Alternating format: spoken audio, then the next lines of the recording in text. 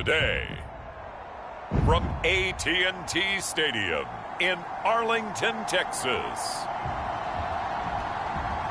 It's Week 8 of the NFL on EA Sports.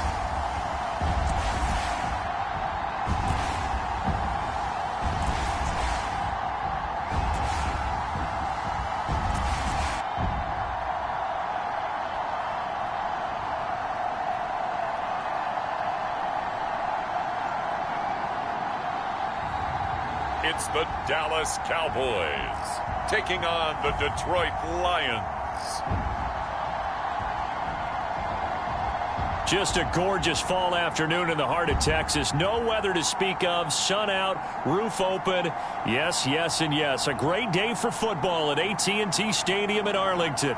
Obviously, they do everything big here in Dallas, and the introduction to the Cowboys, no exception.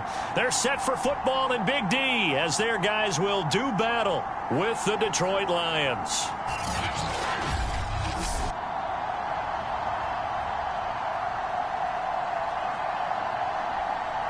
Hello again, everyone. I'm Brandon Gautin, joined as always by Charles Davis. And Charles, you take a look at this Cowboy team entering play. They were winners last time out, so they'll be looking, Charles, to make it 2 in a row. And what I enjoyed when I watched their game tape and their victory last week is they put it together in every phase. Good offense, good defense, and some key plays.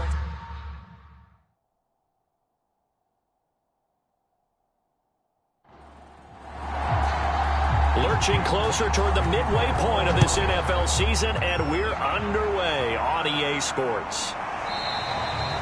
And they will elect to not bring this one out as our first drive will begin at the 25. First look at the Cowboys offense as Dak Prescott gets ready to guide them. And you and I both know that any win is a good win, and that's what they did last week.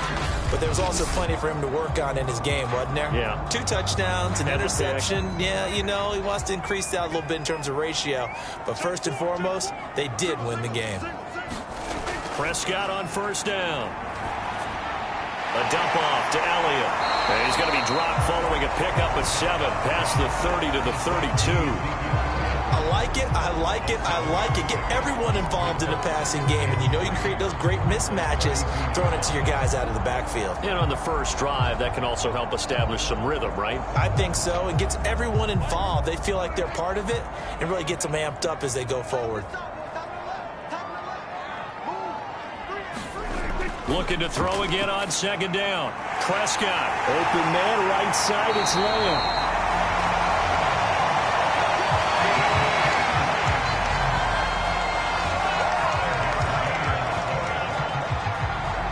Line of scrimmage, the 37 on 1st and 10.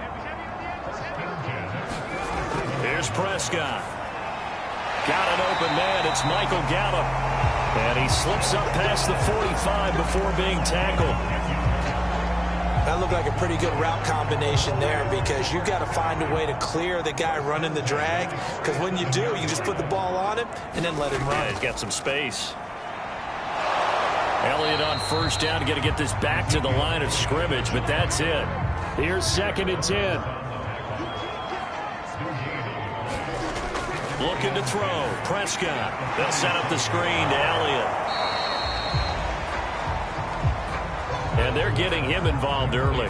You feel like they saw something on tape, or they just have a sense with him because he's had a good week of practice or something in that area that they want him involved. Just as you said, they want him to touch it either in the running game or the passing game, but they must like the matchups they're getting. And he's going to find his man out of the backfield. That's complete. And it's going to be another first down as they'll get him to the ground at the Lions 35. Okay, I'm not so great at math, but I just looked over at our statistician, Marvin, and he signaled to me 5 for 5 to get things started here on this opening drive. Where I come from, that's pretty good. That is pretty good. Now, what do you do defensively to adjust? Well, this is where you've got to make a decision as a defensive coordinator. Do you really get after the quarterback, or maybe you tighten down on the receivers, bump them off of their routes, chip away at their timing so things aren't as precise as they've been so far in this game? They'll contain him to just 4. 2nd down.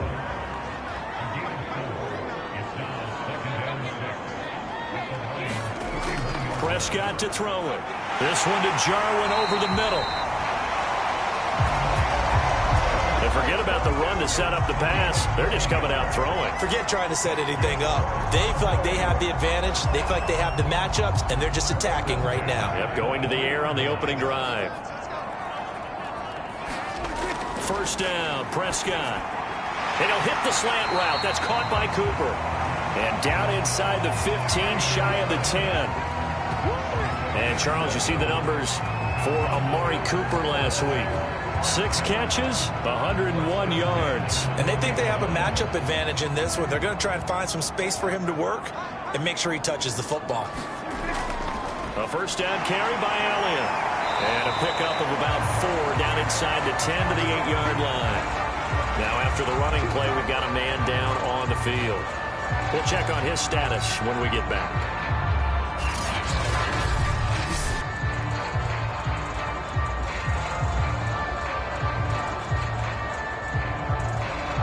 Facing a 2nd and 6 from the 8. Throwing, Prescott. This is caught. Touchdown, Cowboys. Amari Cooper, his 2nd touchdown on the season.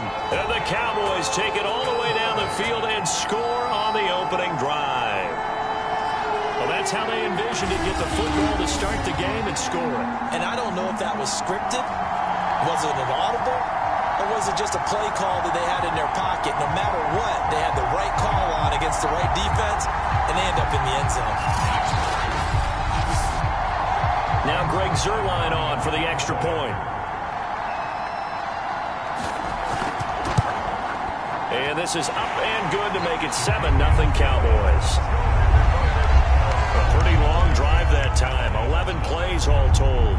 And it's capped off for the Cowboys touchdown. Now after the touchdown, it's Zuerlein. He'll kick it away. From a yard or 2 deep, here comes a return. And the decision to come out of the end zone is going to cost him 5 yards as he's taken down right at the 20. So here are the Lions now as they get set for their opening drive. And a glance here at the man calling the plays under center, their 6'4" quarterback. What I loved about meeting with him before the game was talking to a guy who takes ownership of his performance. 2 touchdowns, 2 interceptions last week, but all he focused on was the loss, okay? And he did say, if I change my stats a little bit, not necessarily for me to look better, but that'll help my team. And he's brought down, getting this one up to about the 35. Defense gives up a touchdown the opening drive. Offense, you got to want to get out there and get those points back right now. And that's a sharp throw there to get this drive off to a good start.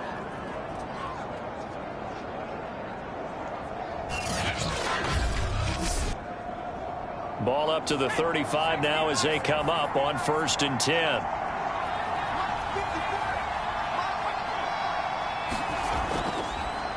First carry for DeAndre Swift.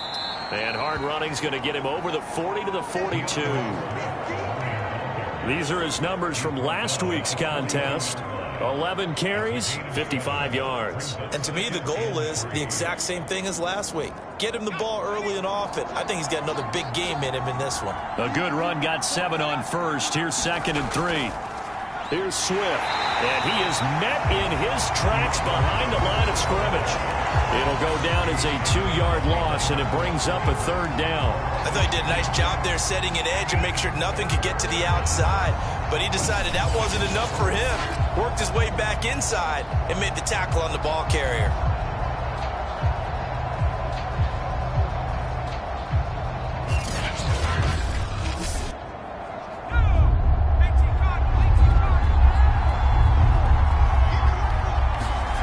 He'll look to throw. They'll try and set up the screen to Swift. And he'll lose yardage on the play back at the 37-yard line. It'll be a loss of 2, maybe 3 on the play. And it'll be 4th down. Partner, when you see a screen pass and the defensive tackle ends up making the play, you know that one wasn't sold well at all because he should be upfield by the time you throw the pass. If not, you end up with big trouble, as we just saw right there. On fourth down, Jack Fox on to punt for Detroit. And last week in the loss, 5 punts as he gets this one away. 47-yard punt, a return of 4. And the Cowboys will take over the football with a 1st and 10. Second drive forthcoming here for the Dallas Cowboys.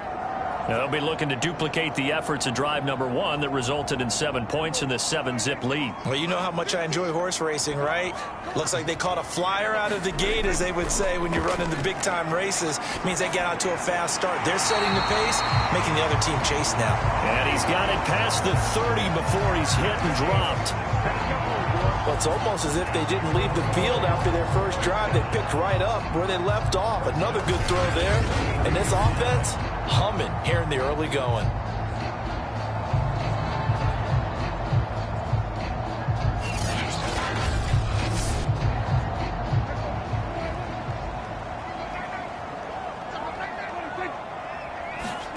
They play fake to Elliott. Now Prescott. And the Lions pressure too strong. Down he goes. Levi Onwuzurike. Credit him with a sack, and it goes as a loss of 6. And on that one, the protection just broke down. You've got to have that leverage, don't you? We always talk about low man wins in the running game for an offensive lineman versus a defensive lineman. It's essentially the same thing in pass protection. Get lower than that defensive lineman so that you can keep your balance and keep him away from your guy trying to throw the football. After the sack on first down, Prescott over the middle, hauled in by Lamb. And he'll be tackled right on the chalk of the 45.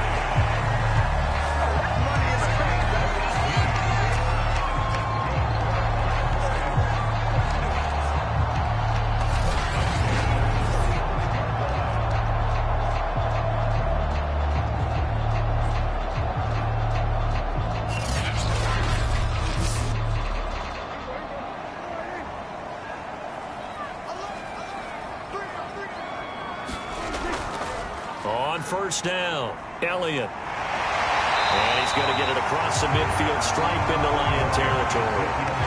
So they'll come up after the gain of 7 on a 2nd and 3. From the shotgun, a give to Elliott.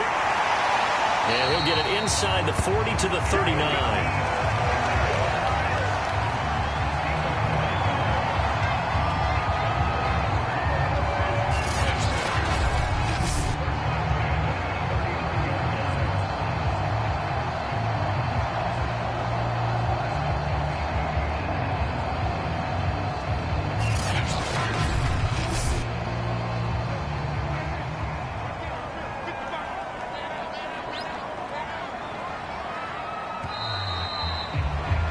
After 1, 7-0 on EA Sports.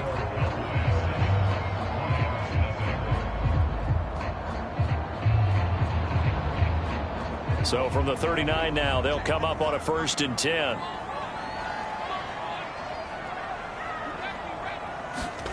To throw is Prescott. He's going to find Gallup here complete. And he's tackled a yard short of the marker. Good gain of 9 on first down.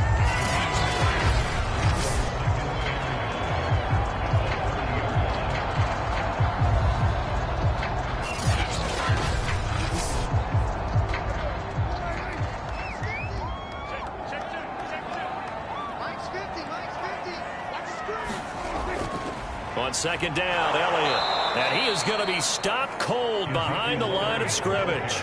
They go backwards there 2 yards, and 2nd and 1 is now 3rd and 3. Well, they set the power set out there, and their job is to be man-on-man and move people so they can run the football. But that time, too many men didn't get moved in the box defensively. They end up throwing him for a loss.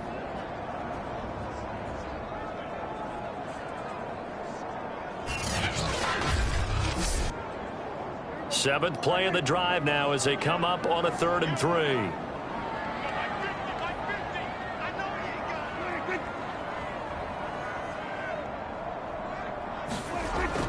They'll try and run for it with Elliott.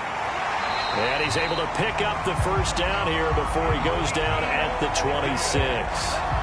That's how you pick up a first down. You know where the sticks are. You know where the first down marker is, and you find a way to get there. That's called having vision. He had a lot of vision last week, didn't he? NFC Offensive Player of the Week. He was dominant.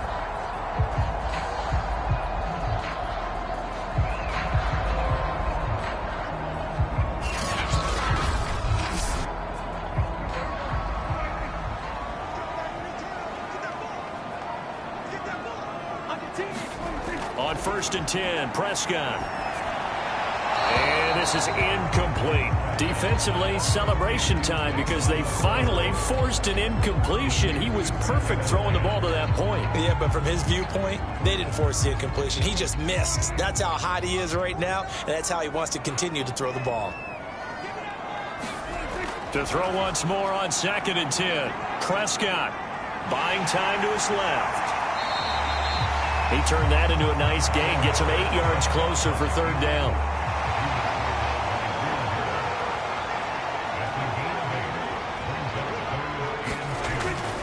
A give to Elliott. And they work this near the 5. He'll be stopped at the 6. This is a very impressive drive, especially when you consider where they started from to now be set up 1st and goal. Yeah, some nice running right there. That's what got them the first down. But at this point, I suggest open up your playbook. You can call just about what you want.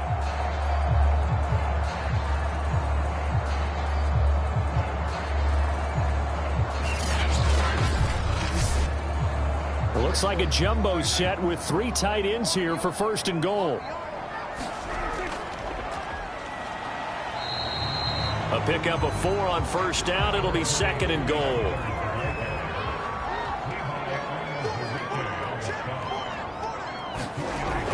Pollard again.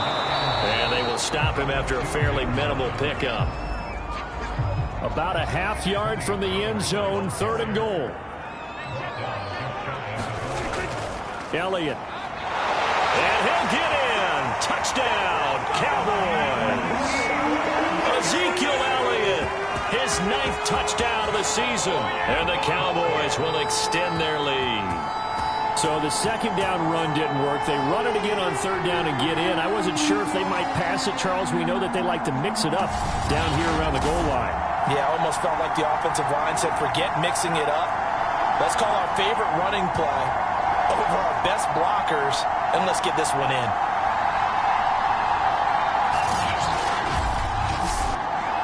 Zerline now for the PAT.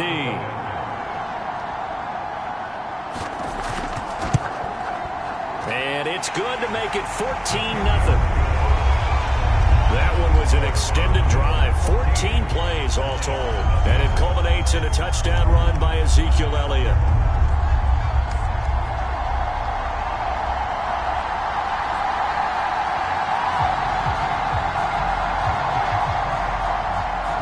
The touchdown, it's Zerline. He'll kick it away.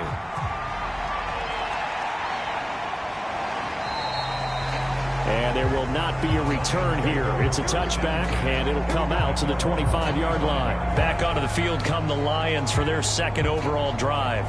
Yeah, they dipped a game below 500 following the loss last week, and you get the sense that maybe this team's at a little bit of a crossroads here. Yeah, I think that's a really good way to put it, because what's that old malaprop? If you come to a fork in the road, take it. Because this crew, they're losing ground fast. They've got to start winning some ball games. And the good teams, they're starting to separate themselves, and these guys are being left behind. Maybe a good spot to take a shot. Here's 2nd and a yard from the 34. Here's a handoff to Swift. And he is met quickly in the backfield. Down he goes, folded like a lawn chair. It's a loss of 2, now 3rd down. Another example right there how this defense really is winning the entire game at the point of attack. Yeah, right there at the line of scrimmage, because they are dominating it. It allows their interior guys to get upfield and spill into the backfield. So how are you going to combat that? You know, if it was to bring in your tight end, keep him in, your running backs, they have to step forward. Bottom line, your offensive line has to block them first to give yourself a chance. On 3rd and short, they'll try and pick it up through the air. And the Cowboys' pressure gets there this time for the sack. Randy Gregory in there to get him for a loss of 9 yards, and that also leads to 4th down.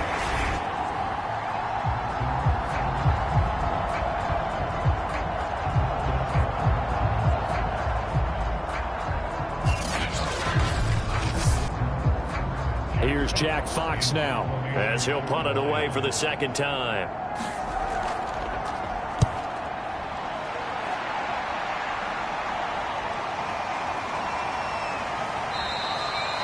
It's a 47-yard punt, return of 6.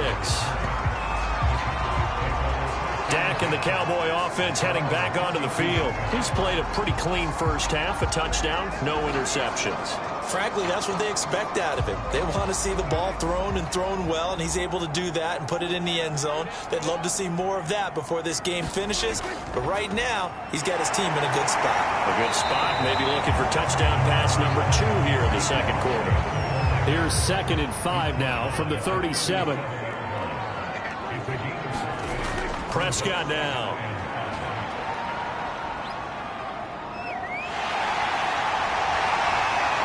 And he'll be taken down at the 46-yard line. Well, it looked like a quick hitter, a 3-step drop. But when it's not there, what do? He elects to try and escape through the massive bodies up the middle, and he does so and picks up positive yardage.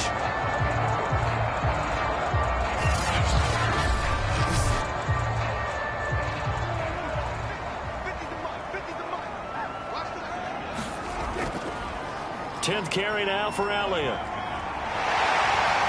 And taking it across midfield and just shy of the 40. 53 yards on the ground for him so far. What makes a draw play like that successful? Well, we did see it where he made the first wave miss, and that was a big part of it. But a lot of it is just being actors back there. Making the defense think it's going to be a pass. So the ball moves into Lion territory now. Here's 1st and 10 at the 42-yard line. Movement there on the offensive line. A little quick and a 5-yard penalty. Expect this from the visiting team when playing indoors, but not the home team. They're supposed to get all the advantages, right? The home crowd's supposed to help them. They forgot where they were, perhaps. After the penalty, it's Elliott. And they'll be inside the 35 now at the 34-yard line. If they didn't have that penalty a moment ago, it'd be a 1st down. Still a nice 13-yard pickup. 2nd and 2.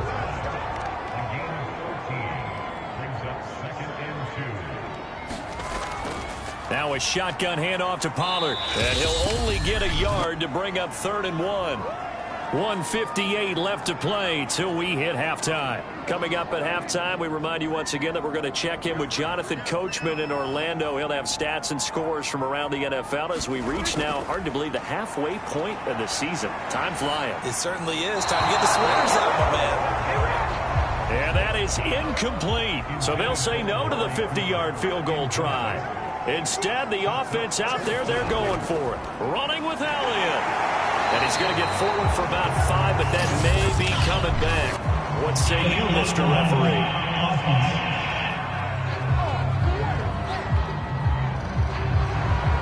So now Dak Prescott off, Greg Zuerlein on for the field goal.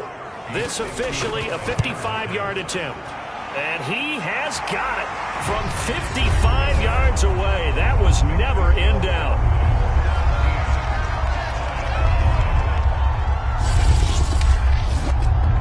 Maybe a little bit of an anxious moment there as that ball got closer and closer, but it does curl in. Yeah, actually did a little bit of a slow dance there with the left upright, didn't it? But had just enough space, as you said, for it to curl in. And only able to get this to the 19, so probably should have opted for the touchback. Here's the Detroit offense now as they head back out onto the field. They've shown precious little here offensively thus far as they try again with a 1st down now.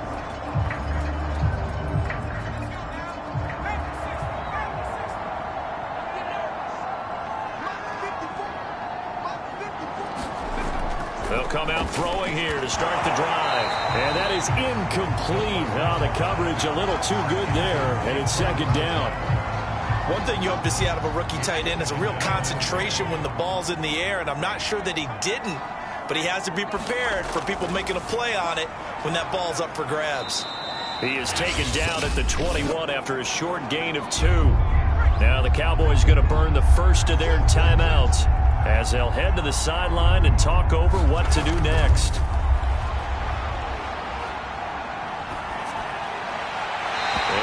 Complete. He had nowhere to throw, so he just tossed it away. But that brings up 4th. On 4th down, the punt team is on as this is sent away.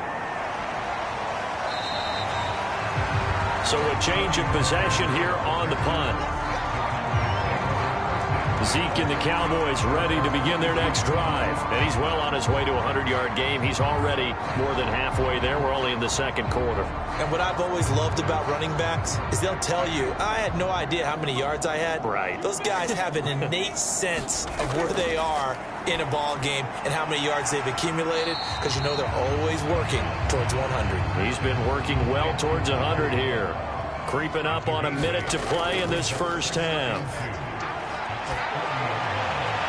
And that's caught inside the 30. And he'll be taken down all the way inside Detroit's 20. The Cowboys going to use their second timeout now, as the stoppage will come with a little under a minute to go in this first half. From the red zone now, Prescott. And it's caught. Touchdown. 2 first-half touchdown passes now for Dak Prescott. And the Cowboys are able to widen their lead here in this first half.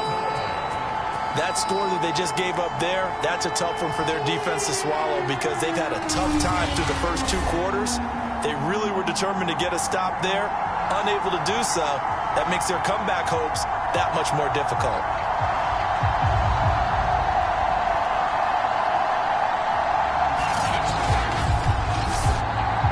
Now Zerline on and the extra point.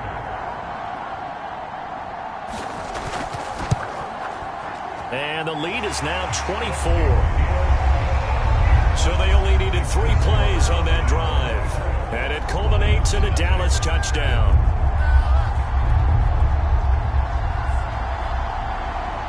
Now after the touchdown, it's Zerline. He'll kick it away.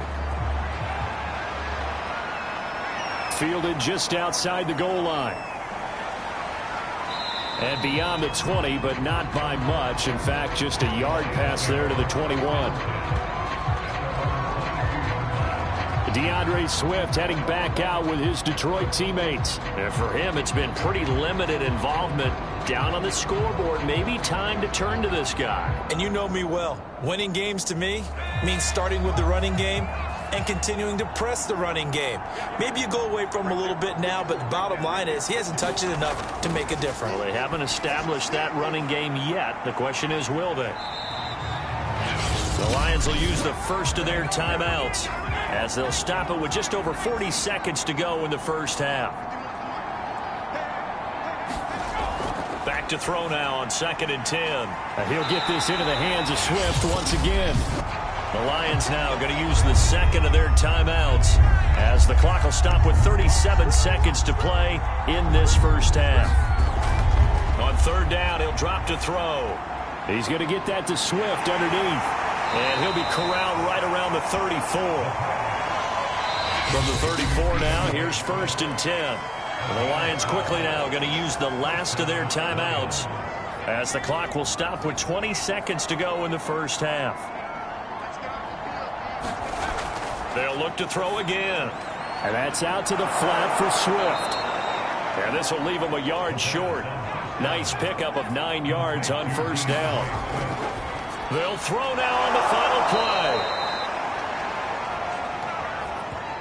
So we've come to halftime after a very one-sided beginning to this one. As we'll get you over to Orlando, where standing by is Jonathan Coachman. He has our EA Sports halftime report. All right, Brandon, good work in that first half. More from you guys in a minute. But first, let's get to some scores right here on the day before Halloween.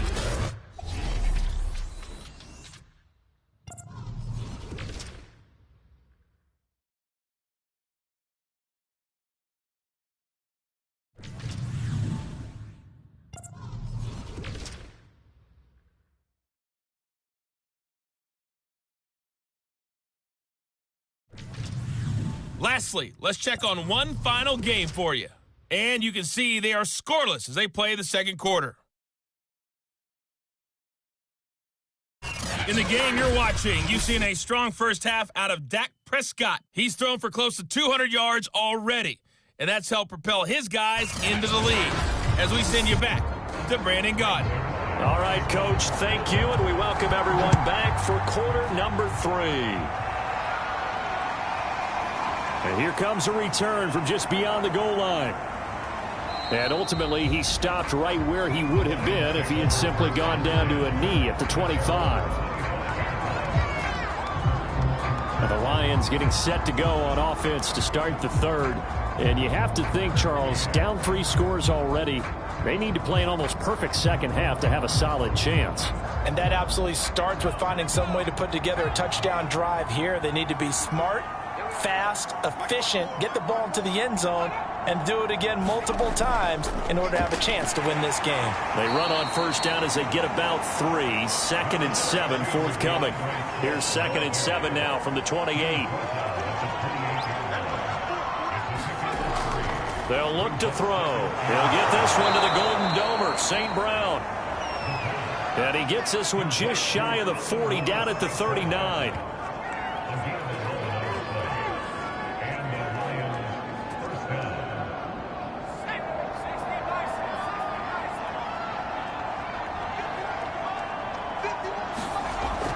On 1st and 10, it's Swift. He'll get about 3 as he's brought down right around the 42. Are you serious, dog?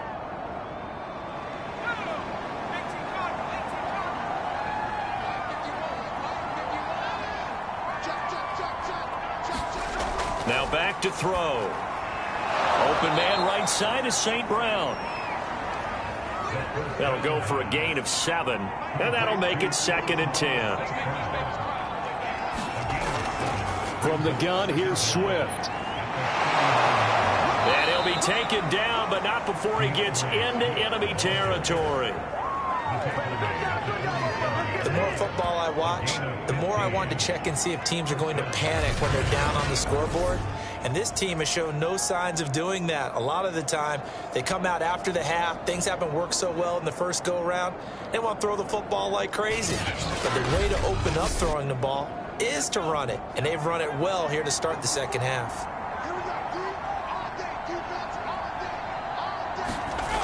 They'll look to throw here on first down. And he's got it. Got his man on the end route. Complete. And he gets it inside the 35 and just shy of the 30.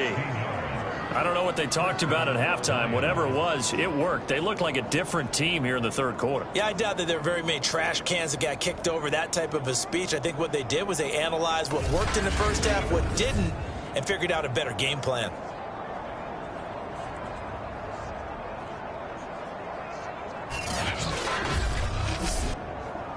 Still in search of their first touchdown of the game, but they're on the move. 1st and 10. A first carry now for the BYU man. It's Jamal Williams. A solid run on first down. Gain of 7 leaves him with a 2nd and 3. They go back to the ground, this time Swift. And he's going to be met at the line of scrimmage and taken down. 7th play of the drive now as they come up on a 3rd and 3.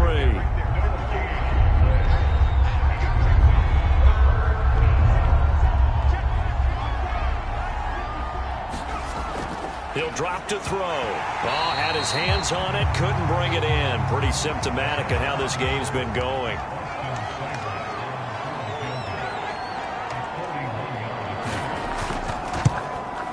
Seibert's kick is good. And they get a little bit closer here as the lead's down to 3 touchdowns.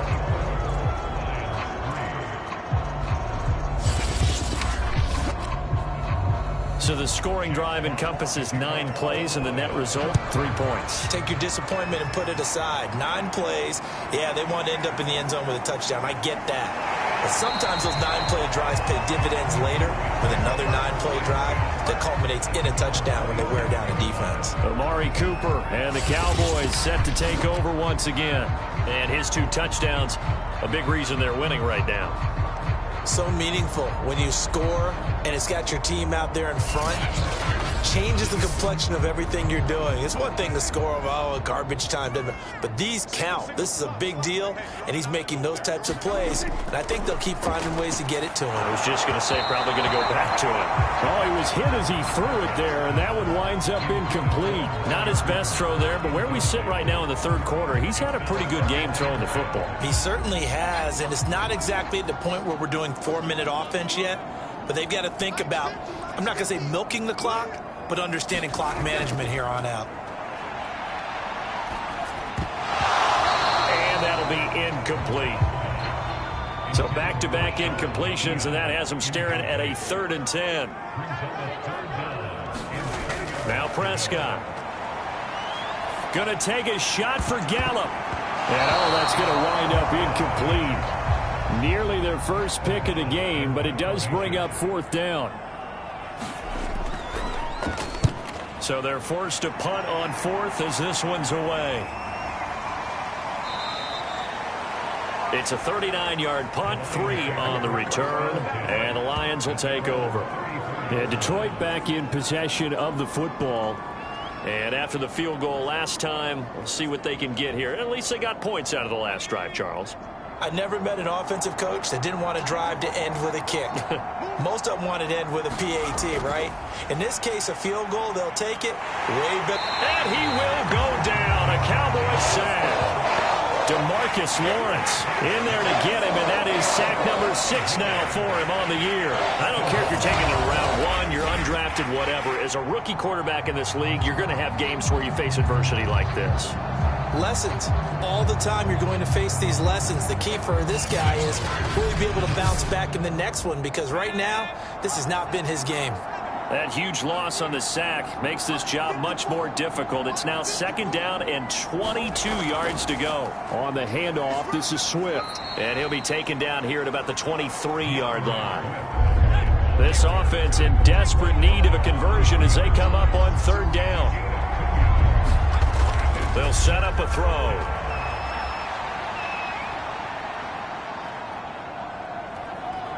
Now he'll let it go deep left side. And that's going to wind up incomplete. Nearly their first pick of the game, but it does bring up 4th down. And on 4th down, on is the punt team sending this one away. That's taken on the 25. Nice work on the return as he gets about 15 yards back. And possession will switch hands, 1st and 10. So here are the Cowboys.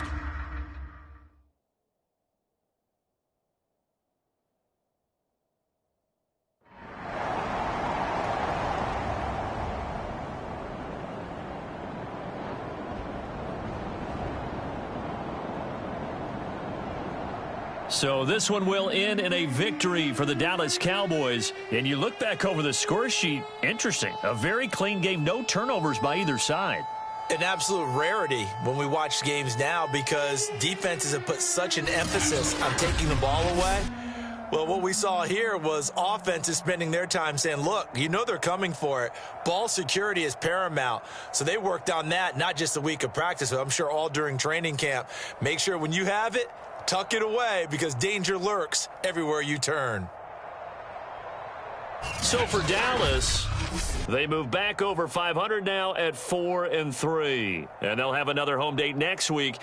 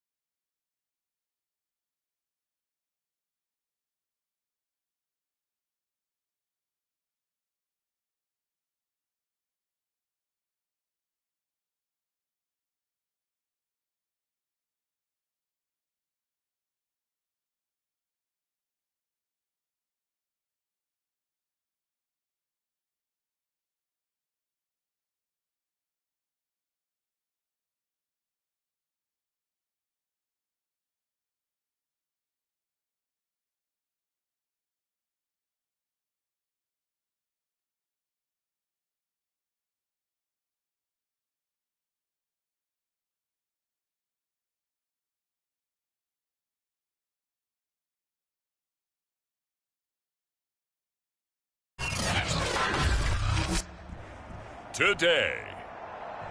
From Lambeau Field in Green Bay, Wisconsin, it's Week 8 of the NFL on EA Sports.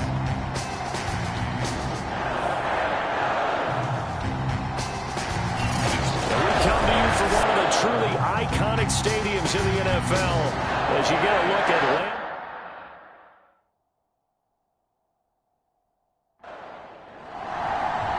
lurching closer toward the midway point of this NFL season, and we're underway on EA Sports.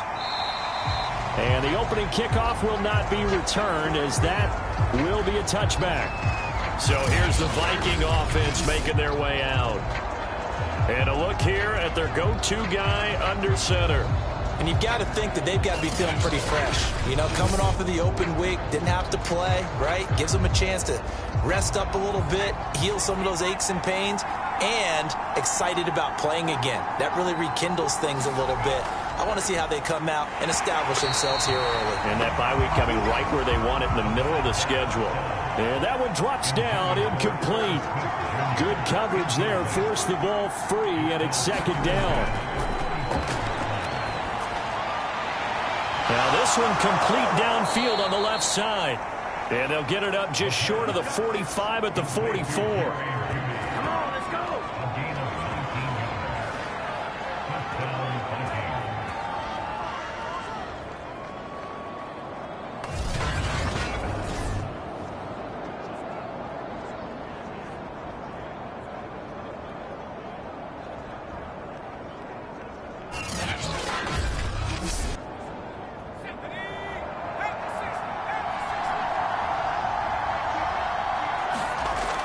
First down, he'll drop to throw. And he fires one incomplete. So after the incompletion on first, now 2nd and 10.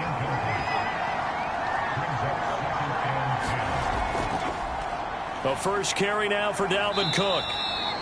He'll get only 3 there, so it leaves him with a 3rd and 7 ahead.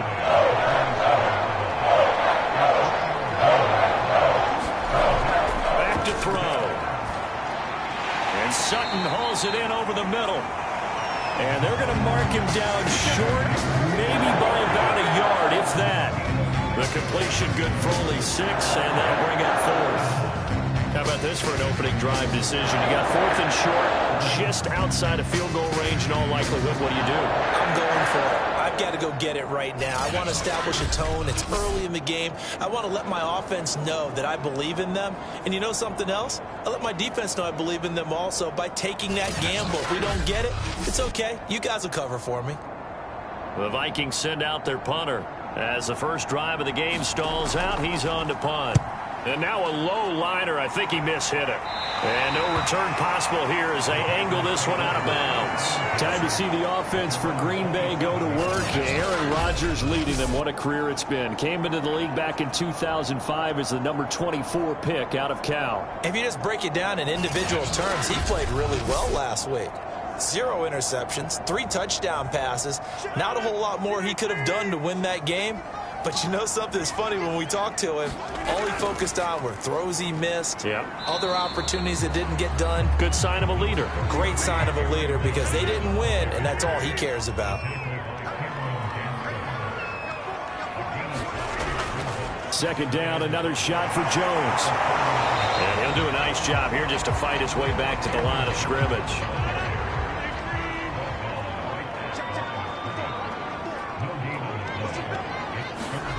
Throwing is Rodgers on 3rd down.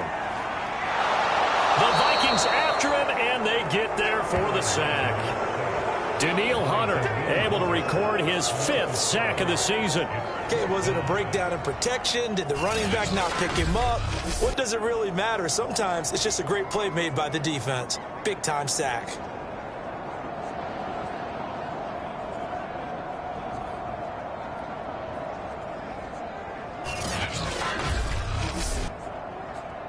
Here's Thomas Morstead on now to punt it away on 4th down. And he punted 3 times in the loss last week as he sends this one away. This is brought in at the 21. It'll wind up being a net of 41. 9-yard return, 50 on the punt. And the Vikings will take over here, 1st and 10. The Vikings taking the field here for their second drive of the game. And you figure this should be a healthy, a rested, a focused unit, and they're working on a good winning streak. They had the week off last week. This is really a team, Charles, that should be in top 4. I would agree absolutely with that. What coaches worry about, what organizations worry about, though, is overconfidence. They've been playing so well. And now off to the races down the right side. Touchdown, Vikings. Dalvin Cook, his 9th touchdown of the season. And the Vikings have taken the early lead on the road here at Lambeau. Well, earlier in the week when they had their scouting report meeting, this was the explosiveness that they talked about trying to contain. They were concerned about it all week, yet he still did it to them. Wonder how that's going to carry over the rest of the game. Extra point forthcoming.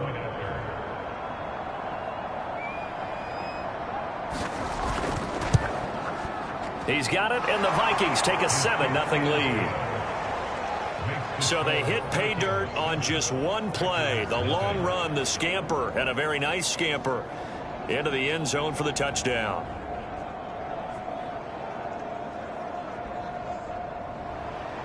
The kickoff team on the field now as they will send this one away. On the return, it's Taylor. And he'll go down as this drive will start at the 25-yard line. The Packers offense here coming back out for their second drive.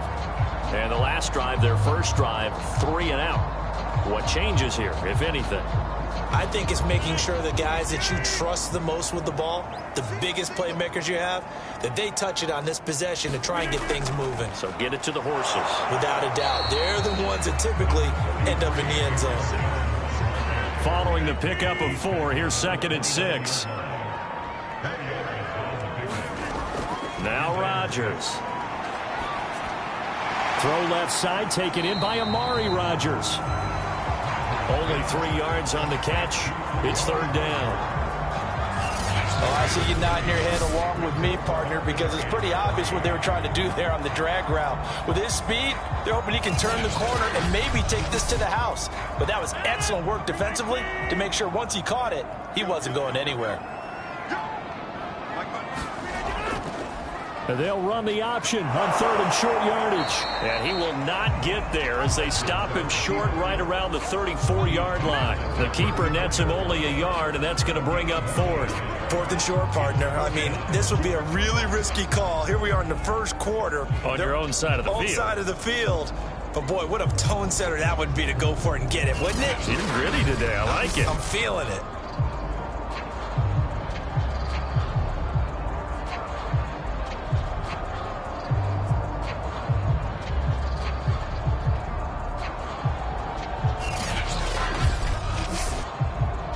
Here's Thomas Morstead now as he'll kick it away for the 2nd time.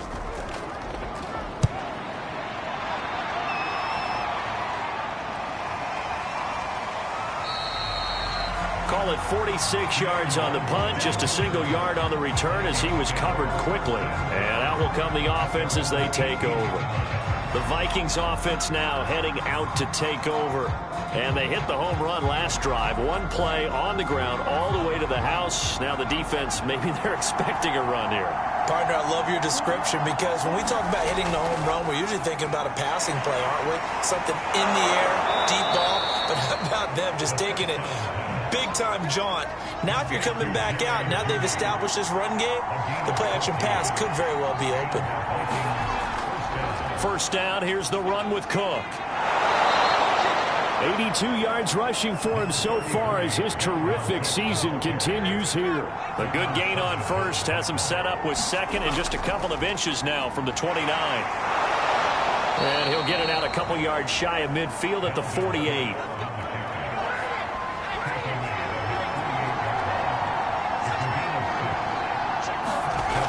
They go play action here on 1st down. Open here, Adam Thielen. And he is tackled inside the 40, not quite to the 35.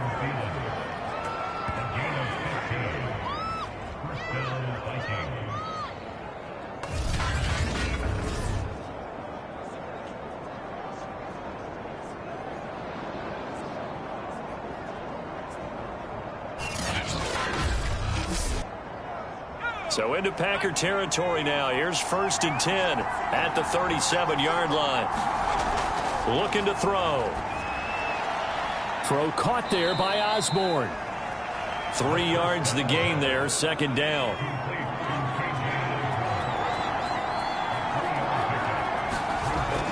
Back to the ground, Cook. And he's got this pretty close to a 1st down as the tackle is made at the Packers' 27. They'll run it. Here's Cook. And he'll go out of bounds in the red zone just inside the 20. And it is still early, just the 1st quarter. But you start prorating the numbers, and we might be in for some history. I mean, that last run puts him over 100 yards already, and we've still got 3 quarters to go.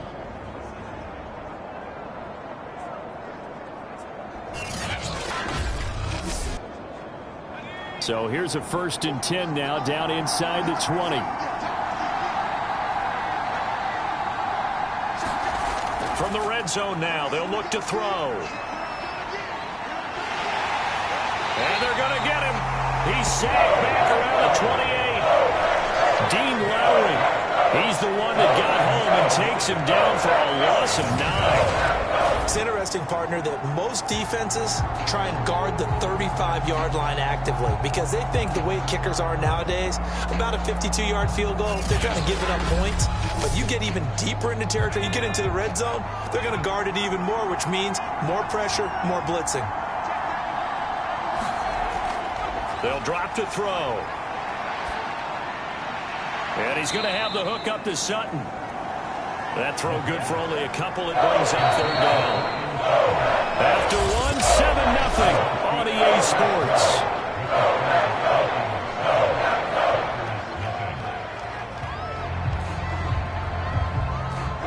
It looks like the Packers have added an extra DB on 3rd down.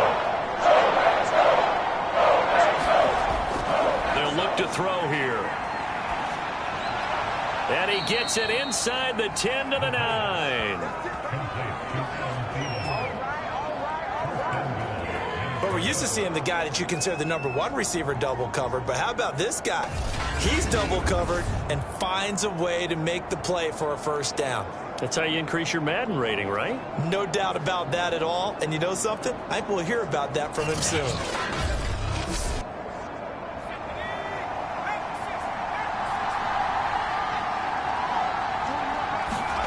They'll set up to throw. And they're going to get him. They bring him down the sack back at the 16-yard line. A big loss there of about 7 yards on 1st and goal, so now it's 2nd down. 1st and goal looked like things were set up nicely, and now all of a sudden on 2nd and goal, Charles, a big challenge ahead of them. And you have to know when you're this close to the goal line, things are going to happen faster, so you've got to get the ball out quick. Not going to have much time in the pocket before the defenders bring pressure. On 2nd down, Cook. He's down inside the 10 to the 8, and it comes on a gain of 8. A big play forthcoming. Here's 3rd and goal. They're going to look to throw. To the goal line, but it's incomplete. Now the Vikings will send out the special teams crew here for a field goal try. This from 25 yards out. And his kick is indeed good. And the lead moves to 10-zip.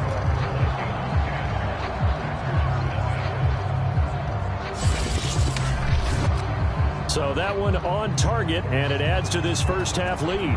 And maybe we're too early to worry too much about 1-score lead, 2-score lead, etc. But this is where you kind of start banking those points that come in helpful later on. And ultimately cannot get this out to the 25-yard line as he's dropped at the 23. The Packers offense set to go. They're still in search of an initial 1st down as they come up here 1st and 10.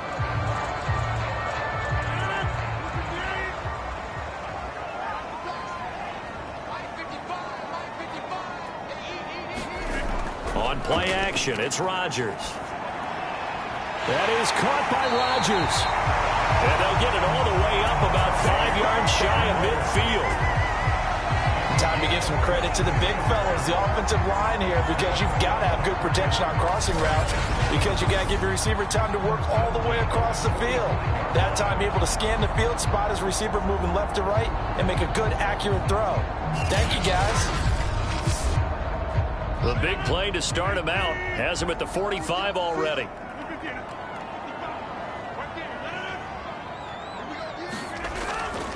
Rodgers with a give. It's Aaron Jones. And he got blown up. Losing yardage on the play back at the 44. Officially, it's a 1-yard loss. That's going to bring up 2nd and 11. I have a feeling they'll stay committed to running the football, especially on their early downs. They just haven't had a whole lot of success just yet.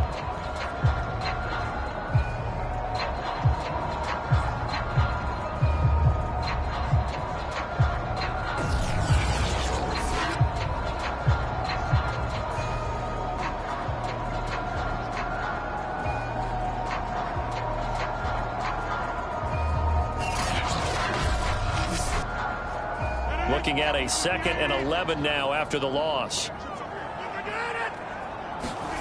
Here's Rodgers. Over the middle into traffic, and that's complete. And this is going to turn into another first down as the tackle is made at the Vikings' 45-yard line.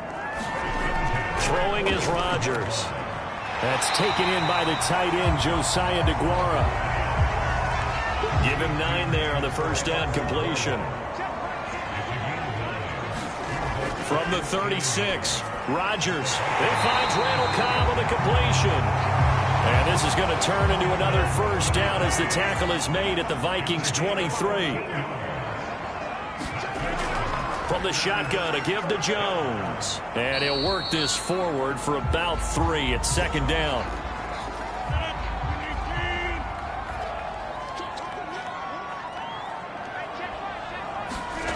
From the gun, it's Rodgers. Over the middle, and it's incomplete. Here's play number 7 on the drive. This is 3rd and 7. Now Rodgers. He finds his man, complete. It's Fletcher. And he takes it down to the 10-yard line. Seems as if the passing attack's starting to heat up a little bit here in the second quarter. You can sense and you can see the momentum because now they're reading their patterns downfield, they're understanding the coverages, and they're finding the open holes in the defense. First and goal, and they got to be thinking a chance to get right back into this football game. They'll run here with Dillon. And he will get this into the end zone. Touchdown, Green Bay. A.J. Dillon, his 3rd touchdown now on the year. And the Packers have cut it back within a score. In as many coaches' meetings as we sit in, we hear the word finish all the time, don't we? And on that play, the back actually finished getting into the end zone, breaking the last tackle. Tried to wrap up, tried to use the proper technique, just wasn't able to get it done.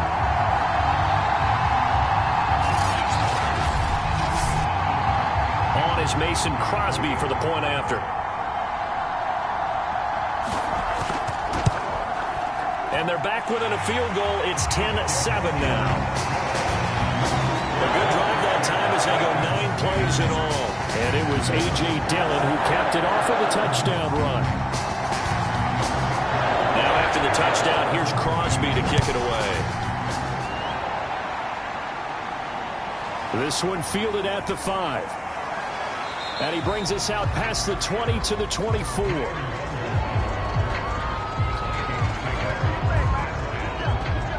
Now here's the signal caller getting ready to lead this offense again. And it's actually been out of the backfield, handing the ball off where they've had a lot of success. So if you're the quarterback, do you just maybe say, you know, maybe this isn't my day, our running game's going so well, you just continue to lean on that? I agree. That's exactly what you do. And you have to kind of take your ego and put it aside because you always think your next throw is going to be your best throw, right? Your next play is going to be your best play. Lean on what's working for you right now. That should help carry your team to victory if things keep going in the direction that they are. Yeah, because the formula has them the lead currently. And maybe a measure of revenge there. He's had his way in this one, but this time they get him behind the line. It's a loss of a yard, so it's back to 3rd and 10. Well, that was one of the few times they've been able to contain him thus far. He's over 100 yards for the game, but he lost a bit off his total on that carry.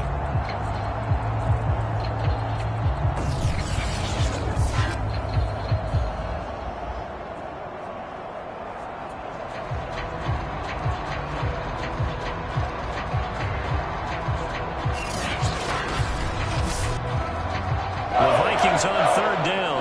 They've hit 2 for 4 thus far. This is 3rd and 10. Back to throw here. Swinging this out wide here for Cook. And this will not get close to the first down marker as he's brought down at the 26. That's going to bring up 4th down, only a gain of 2 there. Partner, I think that completion takes the definition of dink and dunk to a different level, doesn't it? It does, and the defense was right there, kind of played into their hands.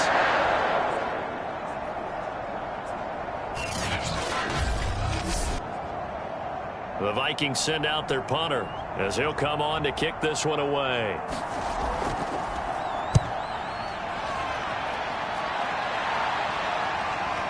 It's taken to the 26. A 46-yard punt, 8 yards on the return. And it'll be Packer football here. First down and 10. And our focus now moves to Randall Cobb. They've got to be thinking, how can we get him a little bit more involved here? Second quarter, you're down, and really, he's been out of the mix. I would agree with that, and oftentimes you hear, well, we're just taking what the defense is giving us. But sometimes that's just not good enough. Sometimes you have to take what you want, and that means getting him the football. Yeah, so far just a single catch in this game. The run only got a yard. Here's 2nd and 9.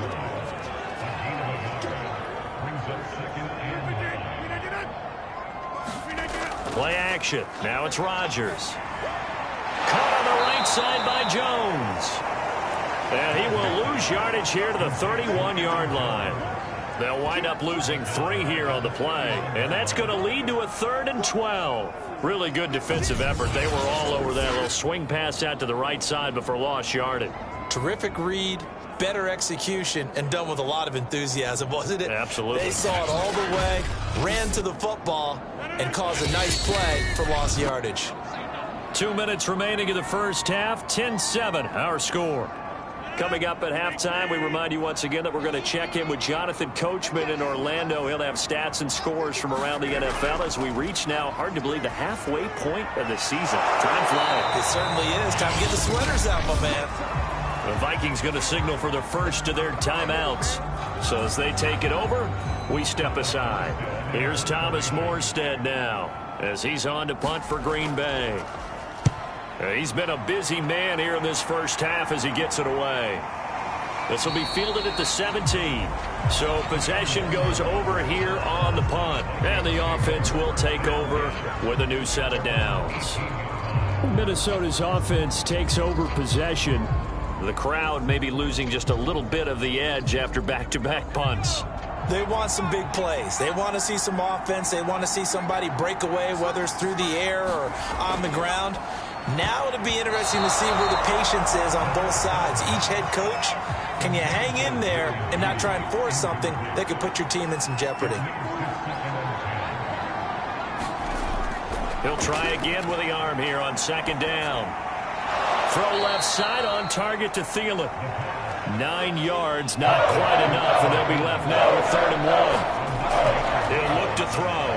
He gets this one into the hands of Dalvin Cook. And he will have a Vikings first down by a couple of yards as they're able to convert there on 3rd and 1. There are a lot of tough routes to try and cover. When you see a runner come out of the backfield and run this angle route, looks like they're going to the flat, and then they put their foot in the ground and cut back sharply inside, not easily covered, and then when they catch it, good momentum built up by them as well. And able to pick up the first. So 1st and 10 now from the 30. Again, he'll drop to throw. Nowhere to go here. He lost the football. But a Viking was able to corral this one, and Minnesota will keep possession. A lot of bad news on that play for them, wasn't there? Lost the football, lost a lot of yardage, but I think the good news outweighs it. Able to retain possession. That was big for them.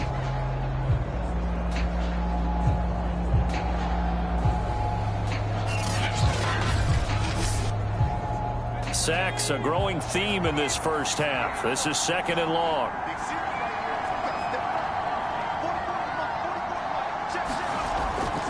They don't want to repeat a first down. They'll keep it on the ground. The Packers going to use one of their timeouts as the clock will stop with 20 seconds to go in the first half. So it's 3rd and long, and defensively not a real surprise there in the dive. Once again, they'll keep it on the ground. And they'll indeed stop him on 3rd down. And now what do you want to do with your timeouts? Now the Packers going to go ahead and use the 2nd of their timeouts, as it'll come with 15 seconds to play in the first half. On is the punt team now as this one's sent away. We'll call it a 42-yard punt, 3 on the return. And control of the football switching hands with very little time remaining until the half. Rodgers now on 1st down. I'm not sure he saw the linebacker there, as that's batted down and incomplete. So we hit halftime with our visitors, the Vikings, taking the lead to the locker room. As we'll send you down to Orlando, we check in with Jonathan Coachman for our EA Sports Halftime Report. Coach. All right, Brandon, good work in that first half. More from you guys in a minute. But first, let's get to some scores right here on the day before Halloween.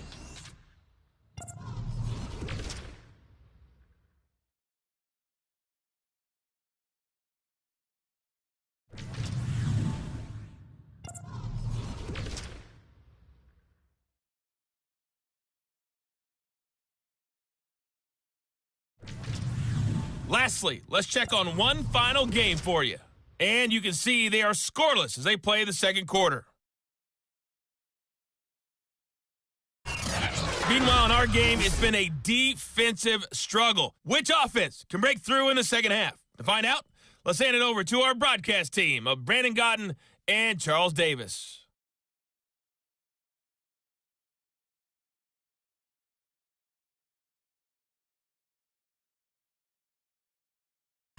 All right, Coach, thanks. Yeah, both teams likely to make some changes in what's been a closely fought battle to this point. The Vikings have to like their position. They've got the lead. They get this football as well as we are back and underway for the second half. Taylor decides not to try to return it, and this will come out to the 25-yard line. The Packers ready to go to start quarter number 3. And they do trail, but they have a chance to possess the football first to try and do something about it. And that certainly makes it something of an important drive for them, because is it going to win the game? No, but you have to do something to bring some life to your sideline. And they're able to get this one across the 35. Running has run a premium in the first half, but he's able to find some room there, and he's hoping that that's a precursor of a big second half.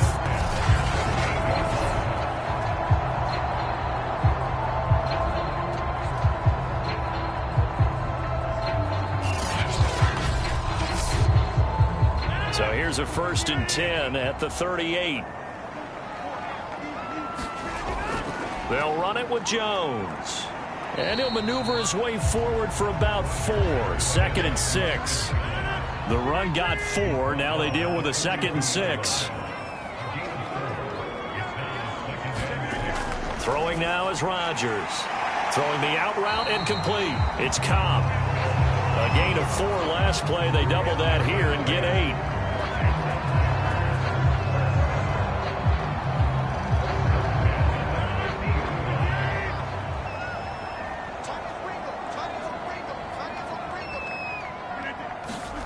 From midfield, here's Rodgers. Firing quickly here, and that's complete. And they'll get him down as he's inside the 40.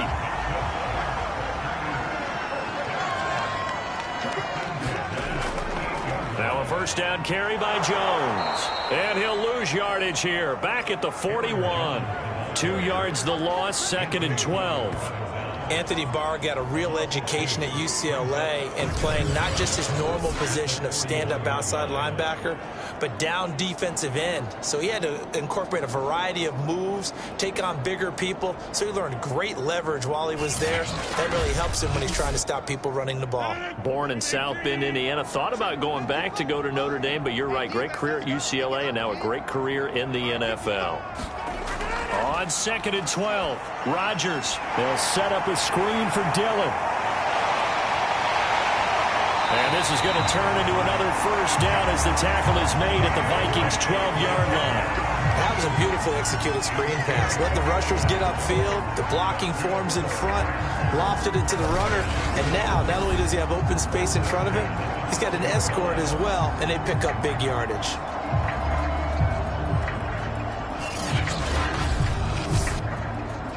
From down at the 12, it's 1st and 10.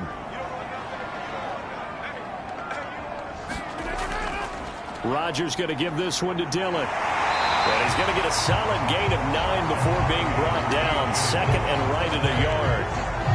That play wasn't quite as big as the play that preceded it, but still, got to like the way they're moving the football, partner. Absolutely. Pretty good room to run on that last play. Yeah, they didn't get a first down, but still, you'll take runs like that each and every time. And he's going to take it in. Touchdown, Packers. Aaron Jones, his first touchdown on the year. And the Packers have taken the lead. Hard to argue with that being their best drive of the game so far as they use the running game to get them into the end zone. Couldn't agree more, partner. Prior to that drive, they sputtered a little bit, but it looks like they found the formula. I would expect them to go back to that more and more as this game develops.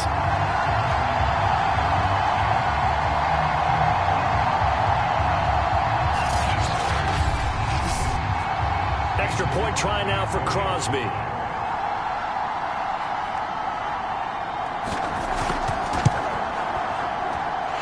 Makes it 14-10. So that drive in total 8 plays. And the last play in the drive was a touchdown run by Aaron Jones. Now after the touchdown, here's Crosby to kick it away. This will be fielded inside the 5. And up to about the 26-yard line, just across the 25.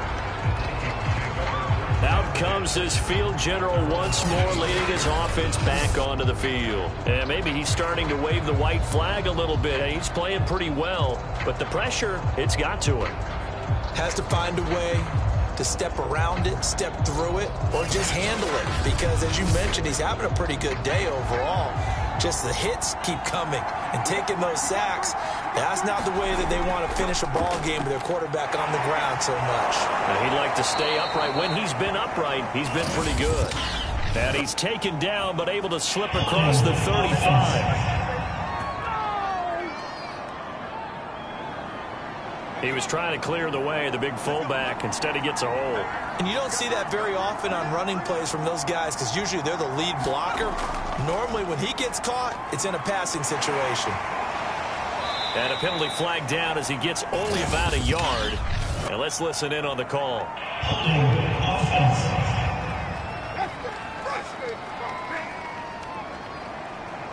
So he was holding from that left tackle position.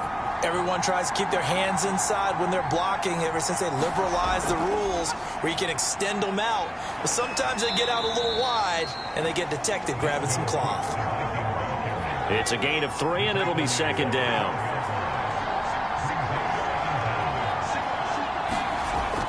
He'll look to throw. He finds his man complete. It's Sharp. And he's going to be taken down with a marker on the field. So let's see about the call. Come on, man. Second down. You better do something. They'll come up now on a 2nd and long after the hold.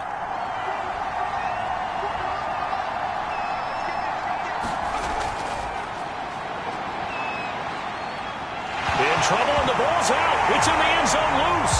And this will be scooped up in the end zone. The defender gets there, and it's a touchdown. This was a close game. They needed a little breathing room. Boy, they got it right there on that return for a touchdown. Yeah, we would say that this could be huge. Forget it. It was huge. Gave them a comfortable lead.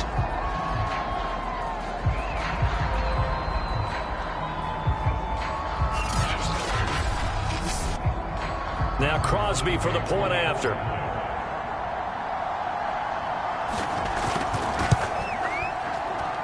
It's good, and it's 21-10. The scoop and score, always an exciting play in football, and we witnessed it there, grabbing it off the ground and then rumbling it into the end zone for 6. And you can bet they're preaching 2 hands on the ball here as the kick's away following that fumble return. Takes it at the 7. And able to get this out to the 25.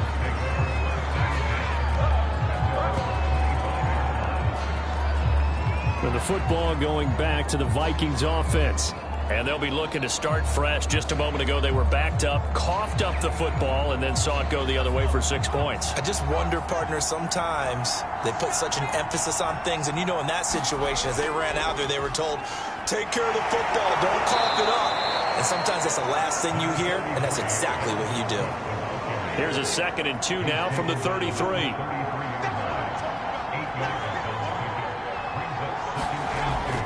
Again, it's Cook. And he'll be brought down right around the 37. Line of scrimmage, the 37 on 1st and 10.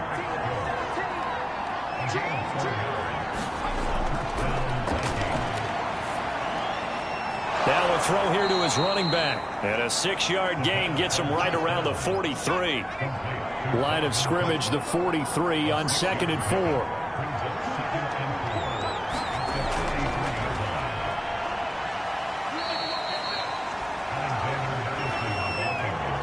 A couple of first downs on the drive already, as they'll go from the 47 now on 1st down.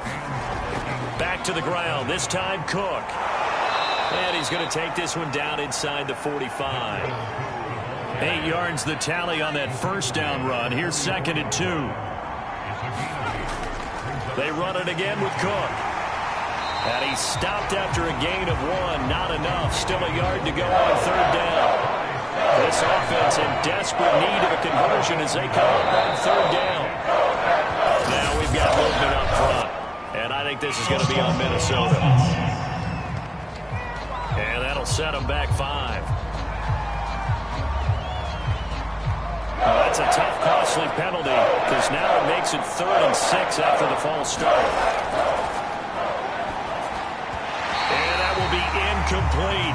Just a little beyond the reach there of his receiver. That's probably one he wishes he had back.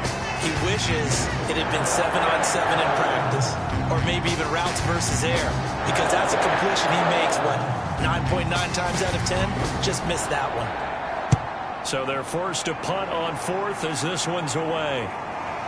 And that is very well done there, as this will be marked out of bounds at the 5-yard line.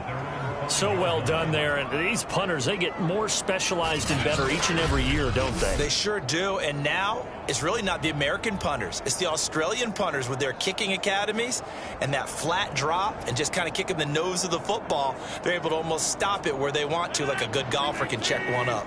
The Packer offense ready to get their next drive underway.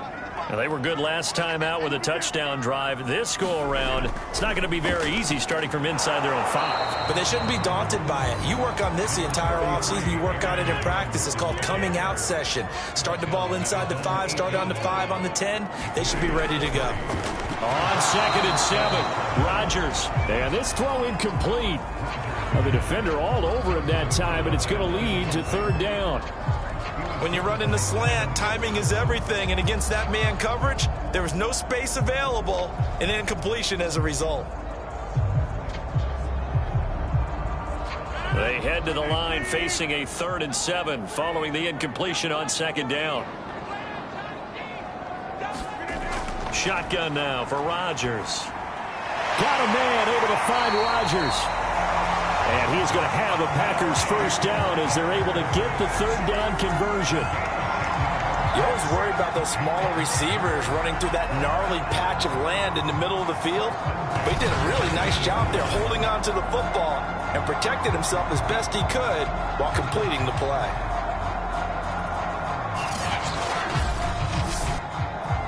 So from inside the 20, here's 1st and 10 at the 18. Out of the shotgun, it's Jones. And he sneaks his way forward only for a couple here. 2nd down. 3 quarters in the books. You're watching the NFL on EA Sports.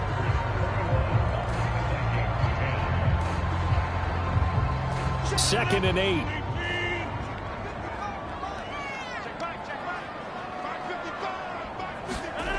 Shotgun now for Rodgers. Sideline throw, it's complete. And a nice job there of keeping the toes in bounds. 4 yards on the completion, and it sets up a 3rd down. All that practice time came to fruition on that play. All those timing routes that they work on through training camp, OTAs, minicamp, and just regular season, they got it done on that one. An outcut, ball was delivered, and picked up the completion. From the gun on 3rd down, Rodgers. Well, he's caught on the sideline, but he's not going to have a 1st down. They say he was out of bounds, so a big call there. That brings up 4th. Here's Morstead now as he sends this one away. This is taken at the 23. A nice punt, but a good run back as well, 13 yards. And possession will switch hands, 1st and 10. Minnesota now ready for their next possession. Their defense was able to force the punt. That's the good news, but this is still a 2-score game, and they need points on this drive and in a relatively quick manner. They'll come out throwing here on 1st down. That's caught by the tight end, Irv Smith Jr. Working with 2nd and 5 now. Now back to throw. He finds his man, complete. That's Sharp. The Vikings on 3rd down. They've converted 3 times in 8 chances. Here it's 3rd and 2. He finds his man, complete. That's Sharp. And he will have a Vikings 1st down as they get 5 there on 3rd and 2. Brandon, a lot of times you'll see running backs rotate in and out of the game, whether it's completed pass, a good run, it doesn't matter. Here, not only does he stay in, but they go right back to him, and he makes another nice play. Back-to-back catches.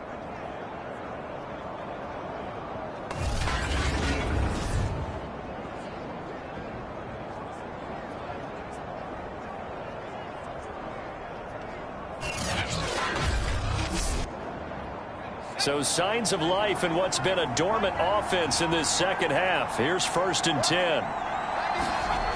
Back to throw again.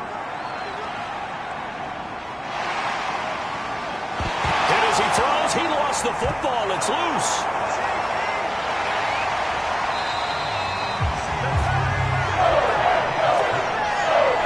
Much like a running back going through the line, quarterbacks have to be aware of protecting the football as well. He left it exposed that time, wound up having it knocked free, but fortunately, had an alert teammate who was able to get it.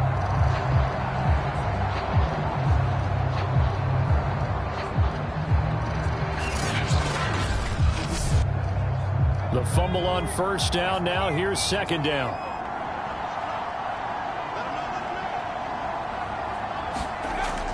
They'll look to throw. Throw right side is going to be caught by Judy. And he's able to get this one out closer to midfield across the 45. 8 yards on the completion, but now they face 3rd down.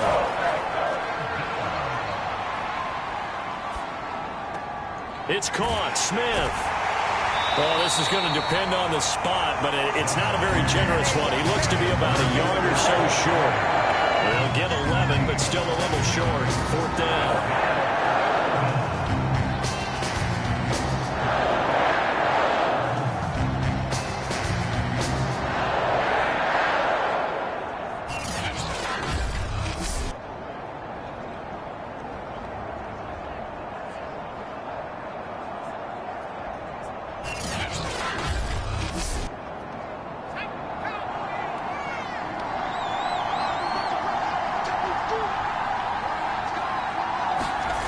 As expected, they're going for it to keep the drive alive.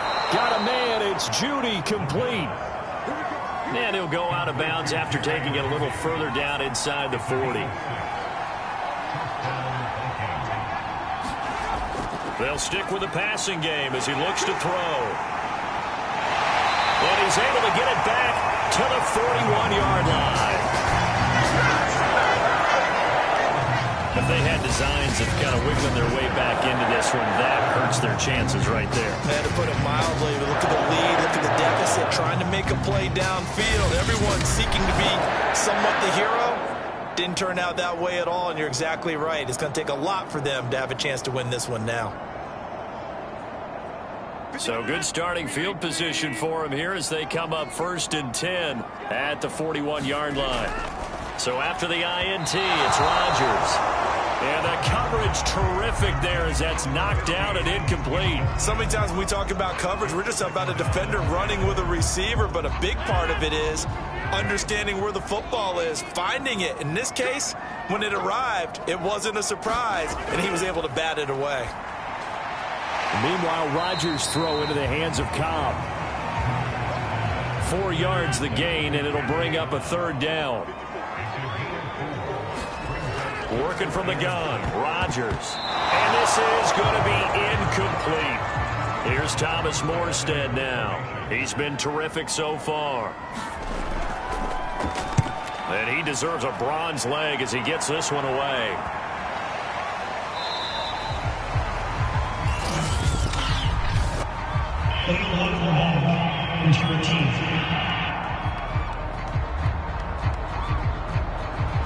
So not quite a 1st and goal. It's 1st and 10 from the 10. Back to throw. Open man. He completes it to Judy. And he's dropped just shy of the 25 at the 24.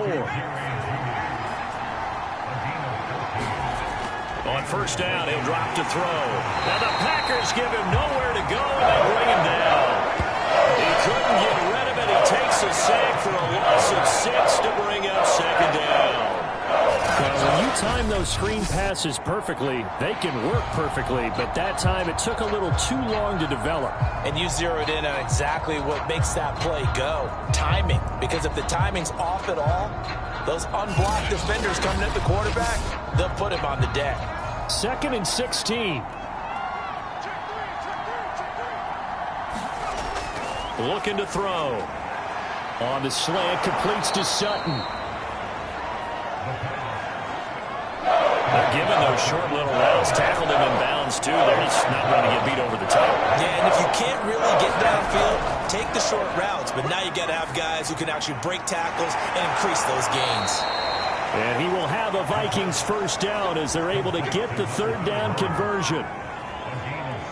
And this is why trying to cover the angle route is so difficult. Anyone playing the linebacker position, when they see a running back out of the backfield widen because he heads towards the flat first, oftentimes you widen too much and overcommit. He cuts up inside, and that's what we saw there. A nice pickup for a 1st down. So signs of life in what's been a dormant offense in this 2nd half. Here's 1st and 10.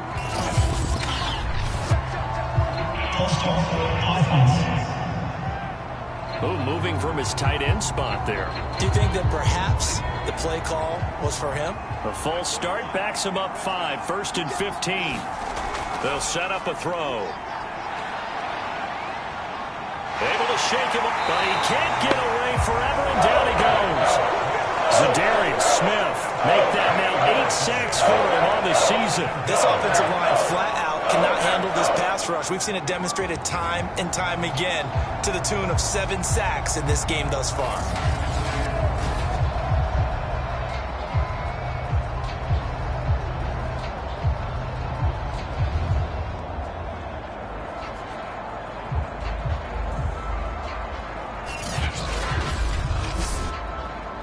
After the sack, oh, they're staring at a challenge basically from the other side of town. It's 2nd and a country mile. He'll drop to throw. And pressure coming, and they got him once again. Down under 2 minutes to go. in this football game. Needs something from deep in the bag of tricks here after first and second down went backwards. It's third and very long. And that nearly intercepted. Well, for a guy known for his hands defensively, that's a ball he probably thinks he should have come up with. But instead, it's fourth down. And they're indeed going to go for it here on fourth down. So trailing here in the last quarter. Let's see how this plays out. Got to try it here. He's back to throw. And that is incomplete.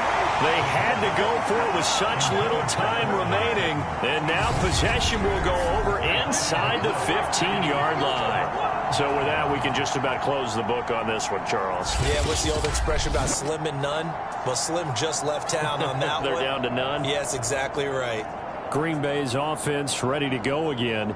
And a few kneel downs should just about do it. Now, defensively, they do have all three timeouts, but very little reason to use them at this point.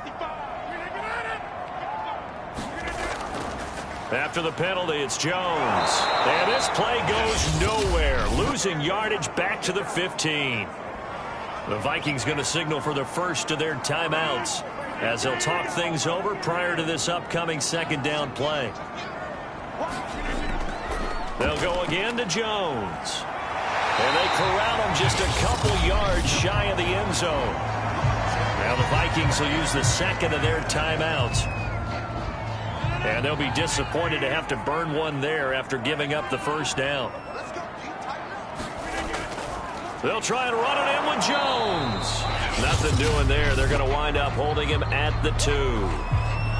The Vikings going to use their third and final timeout as they'll talk things over prior to this upcoming second down play. They'll try to run this one in. And he gets halfway there down to the 1-yard line. A lot of tired bodies on that field, but this is a big play, third and goal.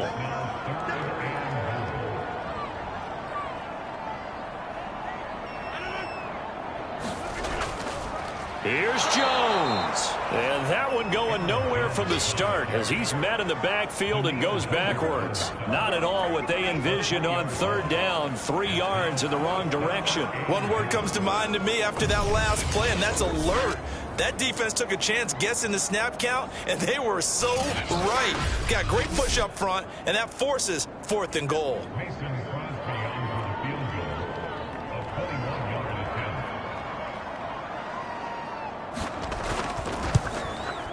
The kick by Crosby is good, and that will get the lead up to 14.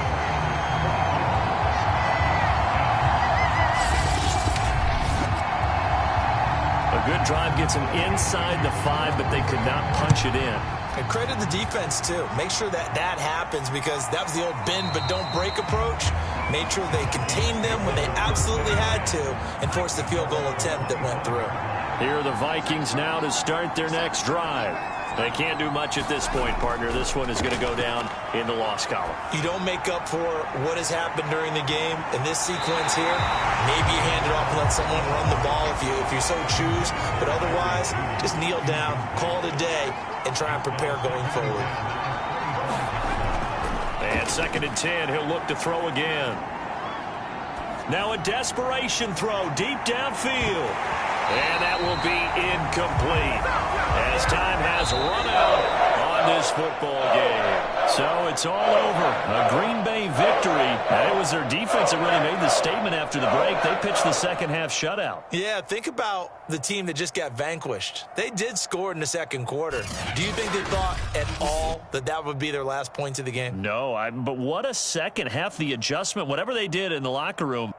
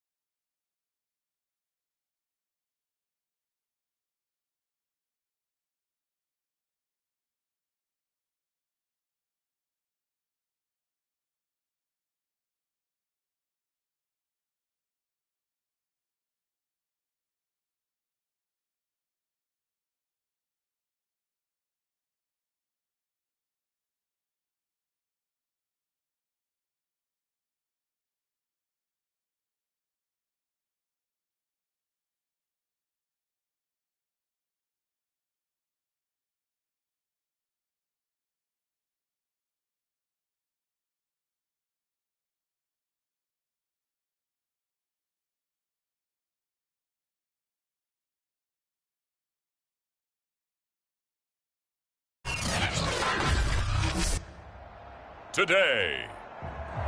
From Bank of America Stadium in Charlotte, North Carolina, it's Week 8 of the...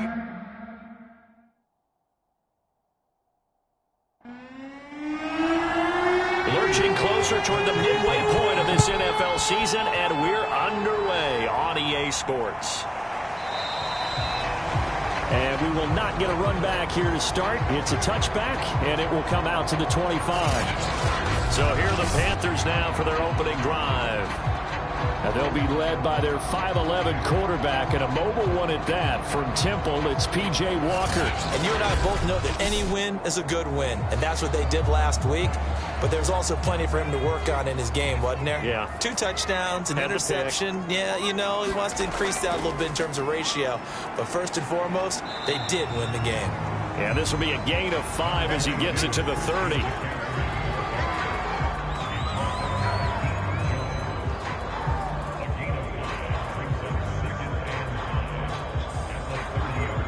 Ball on the 30. They'll come up with a 2nd and 5. They're working out of the gun here, Walker. And he can't find anywhere to go with it, and he goes down.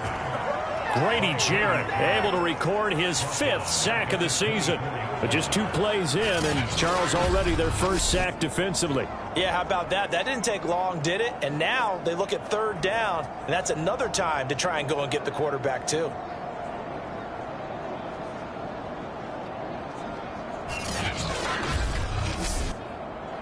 Little trouble thus far on their opening drive as they come up on a 3rd and 11. From the shotgun, it's Walker. And he slides and covers up at the end as he's going to be able to pick up decent yardage. It's a gain of 9, but it's also going to mean a punt here on their opening drive. So this was a case of better safe than sorry. All the receivers were locked up, so he had to try and run for it, but he ended up having to slide short of the marker. So on 4th down, here's Johnny Townsend to punt it. They only punted twice in the win last week as he gets this one away. Great coverage there holds him to a 2-yard return following a 50-yard punt. And the Falcons will be taking over 1st and 10. Matt Ryan, the longtime Falcon, a veteran who's been in the league since 08, ready to guide this Atlanta offense. And I think if there's one quarterback in the league who sometimes gets taken for granted, to me it's Matt Ryan, because I think throughout his career he's been consistently excellent. Frequent member of the 4,000-yard club, savvy veteran, knows how to throw the deep ball and create big plays, and yes, he will beat you from the pocket. 5 yards on the catch there, brings up 2nd down. Now it's Ryan.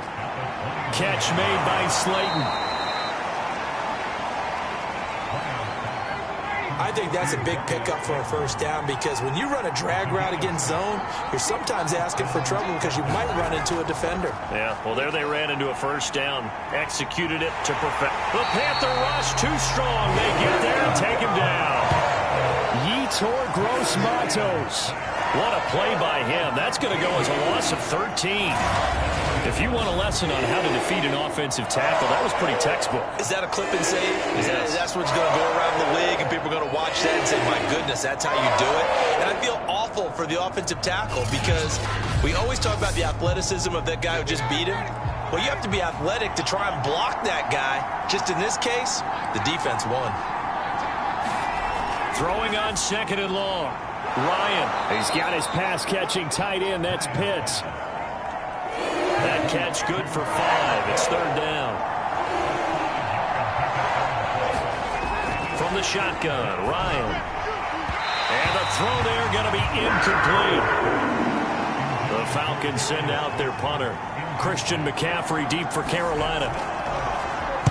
And just a single punt for him in the loss last week as he sends this one away. 37 yards on the punt with no return. And the Panthers will take over now 1st and 10. The Panthers coming back out onto the field for their 2nd drive. And they'll certainly be trying to do better than that first drive where they went 3 and out. And sometimes the first drive is just simply to settle nerves. You know what it's like at the start of a game with the emotion. Guys a little bit jumpy. You do. Oh, you understand the same way. It's just like us calling one, right? Making sure we ease into the game, let it come to us. Well, you went 3 and out. And now they have that opportunity. No, you didn't go 3 and out. I went 3 and out on that first drive. I'm trying to do better here.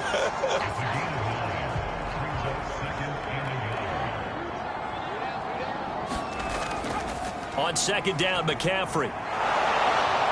And he is met at the line of scrimmage, and he goes down right there. Now whistles here, and it looks like we've got a Panther that's having some difficulty down there getting up. While the training staff works on him, we'll step aside and be right back.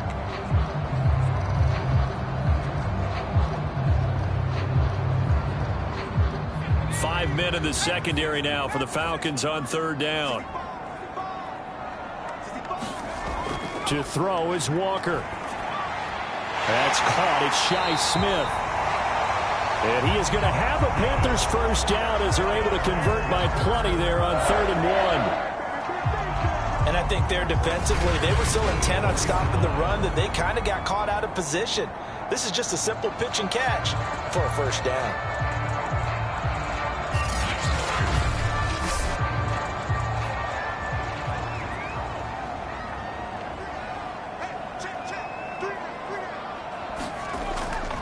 On first down, this is McCaffrey.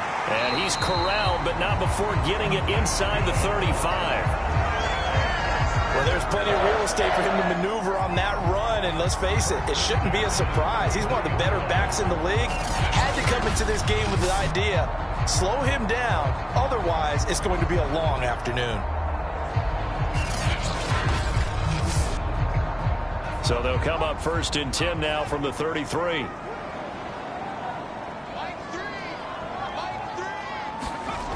Walker now. And this will be incomplete. Physical play on the football there, and it's 2nd down. An incomplete pass on 1st down. That leads to a 2nd and 10. To throw is Walker. And this one incomplete.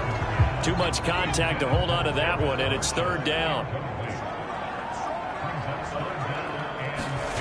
Now Walker. Got a man right side. It's McCaffrey. The ball's out. McCaffrey lost it. And the Falcons grab it. And a big turnover there as his guys will get the football back. All fumbles are costly, but that one really hurts because he had the first down. Yeah, that's all he needed, right? But the problem is we coach these guys to try and get more, but that doesn't count if you don't bring the ball with you, does it?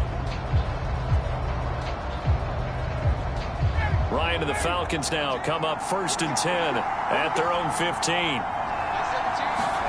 Following the fumble recovery, Ryan. Man open, that's Calvin Ridley. And he's got it past the 30 before he's hit and dropped. Right after the turnover, they come out throwing. And that means it's a sudden change situation. We used to practice it on defense. Sudden change, get out there, stop the offense. But you typically run out there a little bit unsettled. I think that's why he came right out throwing the football, hoping to catch him off balance. And he did.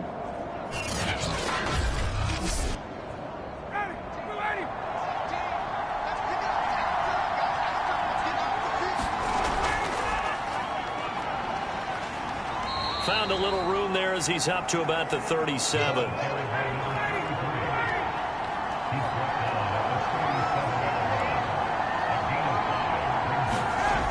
On 2nd down, Chaney. They follow up the gain of 5 by only getting 1 there on 2nd down.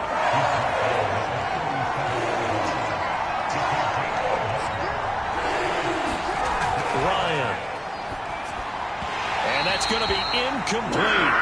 The coverage too good there. The contact popped the ball free, and it's 4th down.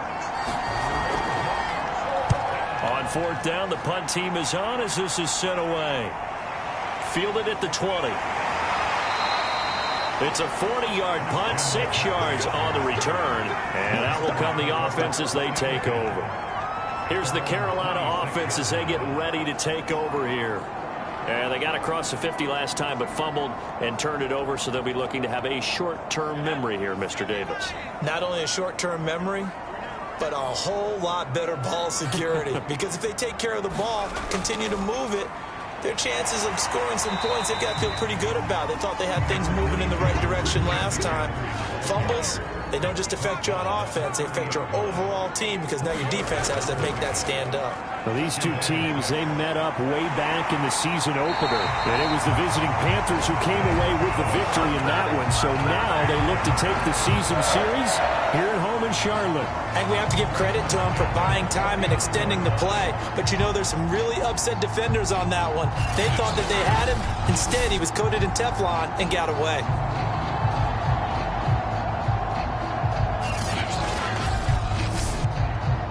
So from the 39 now, they'll come up on a 1st and 10.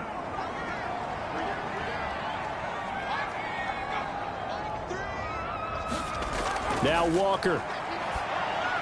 He'll find his man, Terrace Marshall, complete. And they'll get him down after a pickup of 8, 2nd and 2.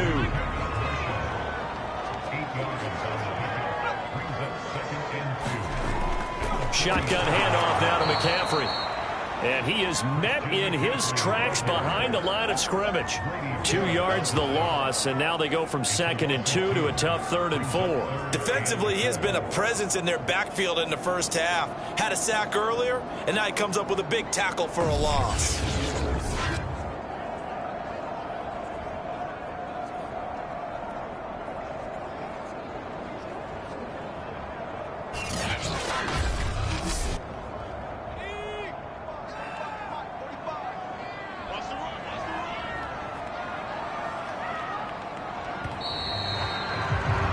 We're scoreless after 1. Second quarter now from Charlotte, and it's the Panthers with the football as they've got it with a 3rd down coming up. Walker.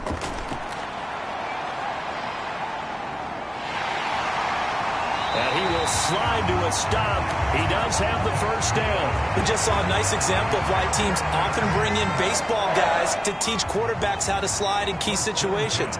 You want to protect your franchise guy. Make sure he doesn't get hurt. He did exactly that on that play. A perfect slide to avoid the big hit and pick up a 1st down. Coming up on 2nd and 7. They'll run out of the gun. It's Hubbard. And pretty good running as he'll be close to a 1st down at the Falcons' 41. This will be play number 7 on the drive. 3rd and a yard. They'll try and pick it up with McCaffrey. And he's able to get it to the 33. Good enough for a 1st down. Now after the running play, we've got a man down on the field. We'll check on his status when we get back.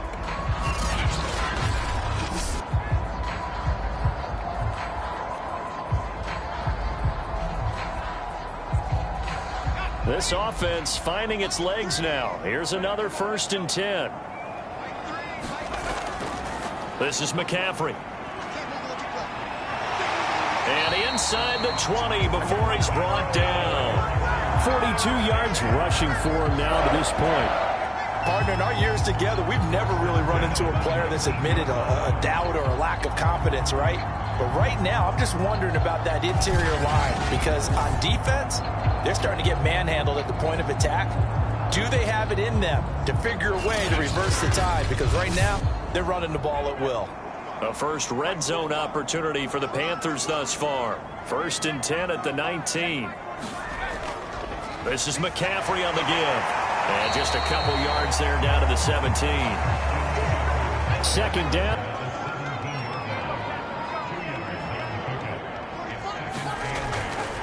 They'll give it up to McCaffrey. He will push his way down to about the 14. Give him 3 on the run there. Now they're looking at a 3rd and about 5.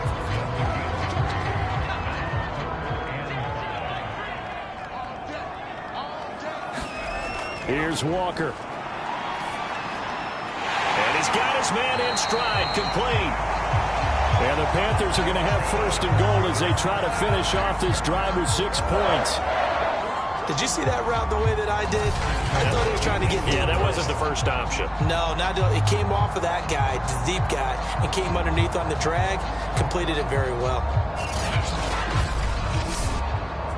Here we go now on 1st and goal.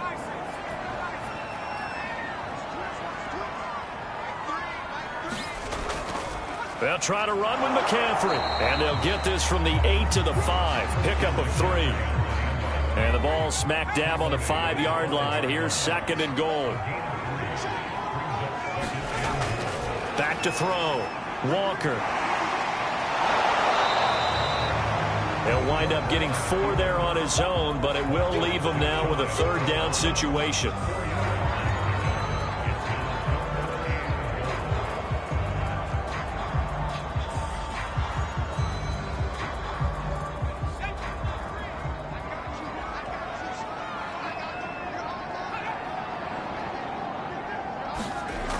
Looking to throw.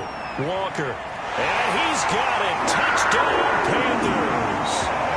Shi Smith, his first touchdown on the year, as his guys are first onto the scoreboard here this afternoon. And he's a little bit on the shorter side as a receiver. Maybe sometimes for the defense, tough to find the little guys, right? Yeah, sometimes they get lost in the traffic, but usually what it means is that rather than just winning with height or even speed, they use their quickness to find a way to get open. Well, tall, short, wide, skinny, whatever, it results in a touchdown. Extra point right down the middle, and that makes the score 7-0.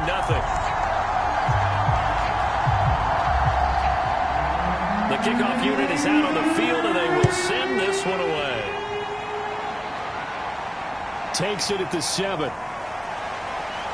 And he'll take it up past the 25 to the 26-yard line.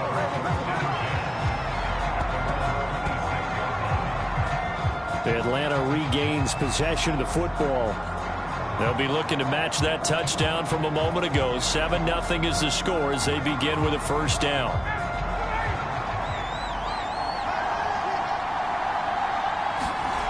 Now Ryan.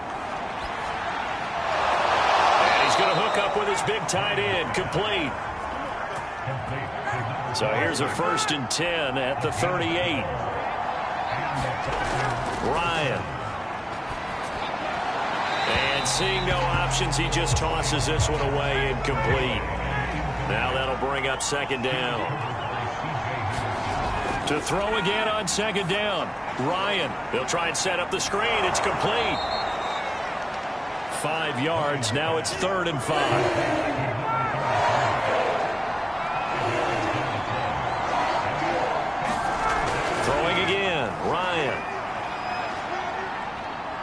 Ryan hit, and he lost the football.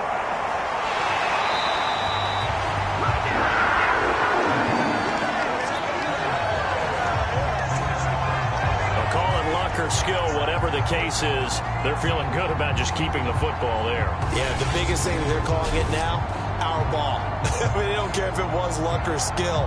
Boy, the panic that jumps up in your chest when that ball's on the ground, whether you get it or your teammate gets it, just as long as you retain possession, that's all you're looking for.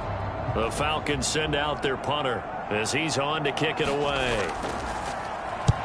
He's been a busy man here in this first half as he gets it away.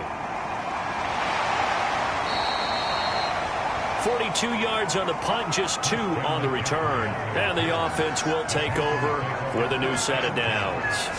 Now we get a peek at the captain of this offense heading back out there. And he's been fun to watch run the football. We know he can pass, but using his legs effectively here in this one. No doubt about it. Watch him maneuver in the pocket, out of the pocket, making the plays that he's making, which are breaking down the defense. I thought back to when we had our morning jog before the game, and I couldn't keep up with you. Those legs, they're valuable for his team. The Panthers out there and ready to begin their next drive. Things progressing to plan so far. Their defense has been solid, and they've got themselves a 7-0 lead after the touchdown the last time they had the ball. And this is no time to even think about, hey, are we going to milk the clock? Hey, are we just going to do ball control? This is the NFL. 7-0 leads, they don't last very long unless you continue to push the envelope on offense. Looking to throw again on 2nd down. Walker taking a shot here for Marshall. A leap, and he's got it. He got it. A big play that time through the air. 36 yards. Not sure much more could have been done there defensively. Run up with him, tried to knock it away, tried to get an arm in, unsuccessfully.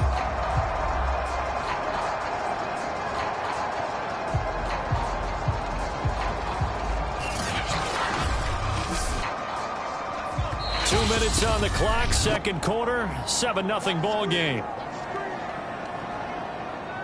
Coming up at halftime, we remind you once again that we're going to check in with Jonathan Coachman in Orlando. He'll have stats and scores from around the NFL as we reach now, hard to believe, the halfway point of the season. Time flying. It certainly is. Time to get the sweaters out, my man.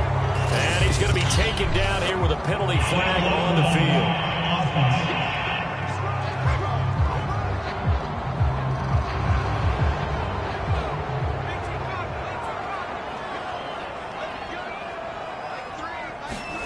Back to throw. Walker. They'll set up the screen to McCaffrey. And brought down, but able to get it to their 30-yard line. So 1st and 10 now from the 30. Operating from the gun. Walker. There's Trimble, the tight end. And the result here, a pickup of 8. Leaves him with 2 to go on 2nd down.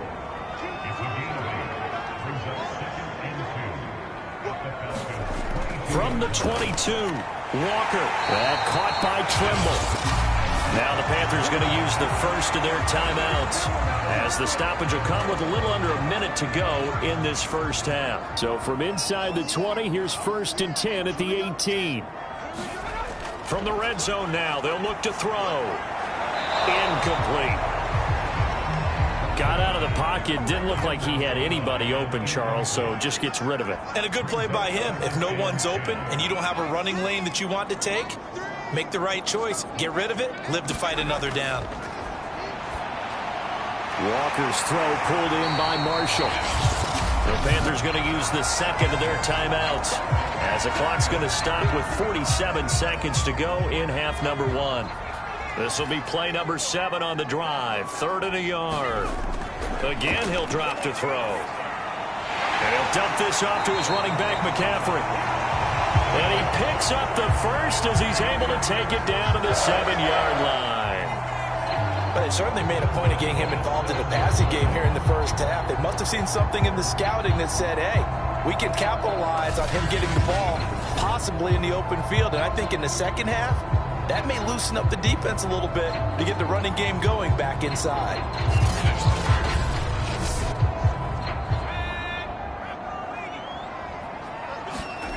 They'll look to throw again.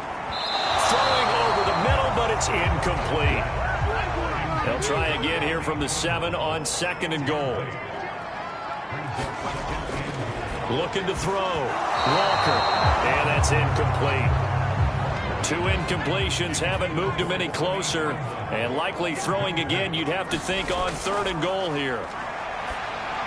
This is caught. A gain of 5, but not enough. Leads to a 4th and goal. Now the Panthers going to signal for their 3rd and final timeout as they stop it with 16 seconds to go in half number 1.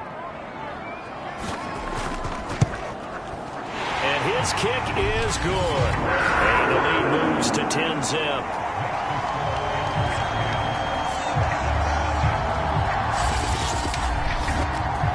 Still a little bit of time left here in the second quarter, but they do get 3 before the half and expand that lead. And they have to be happy about that, and we haven't met a team yet that doesn't put an emphasis on trying to get points on the board in the last 2 minutes of a half. They'll be real excited to have those up on the board.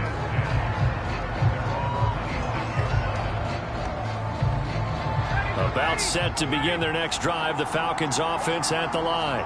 And with 10 seconds left, not really enough time to put something together. And defensively, they're just looking to keep him contained as they're able to get him down. Now a timeout taken. Perhaps a chance for one more quick play and then another timeout if they hurry. We'll see. He's going to loft one deep left side here. A high throw there as this is knocked away down to the ground and incomplete. Final play of the half. It's Ryan. He's going to let it go again. And that one a little too high as it's knocked away and incomplete. So it's halftime here in Charlotte with the Panthers out on top. As we'll get you down the coast to Orlando for Jonathan Coachman and our EA Sports Halftime Report. Coach. All right, Brandon, good work in that first half. More from you guys in a minute. But first, let's get to some scores right here on the day before Halloween.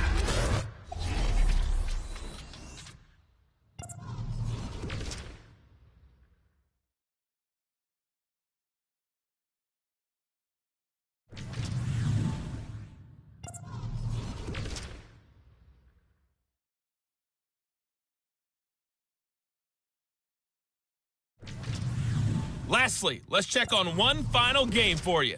And you can see they are scoreless as they play the second quarter.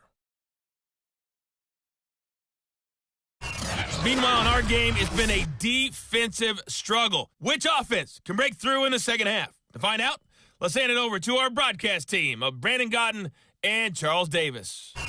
Okay, Coach, thanks as always to you and the gang in Orlando as we welcome everyone back in for quarter number 3.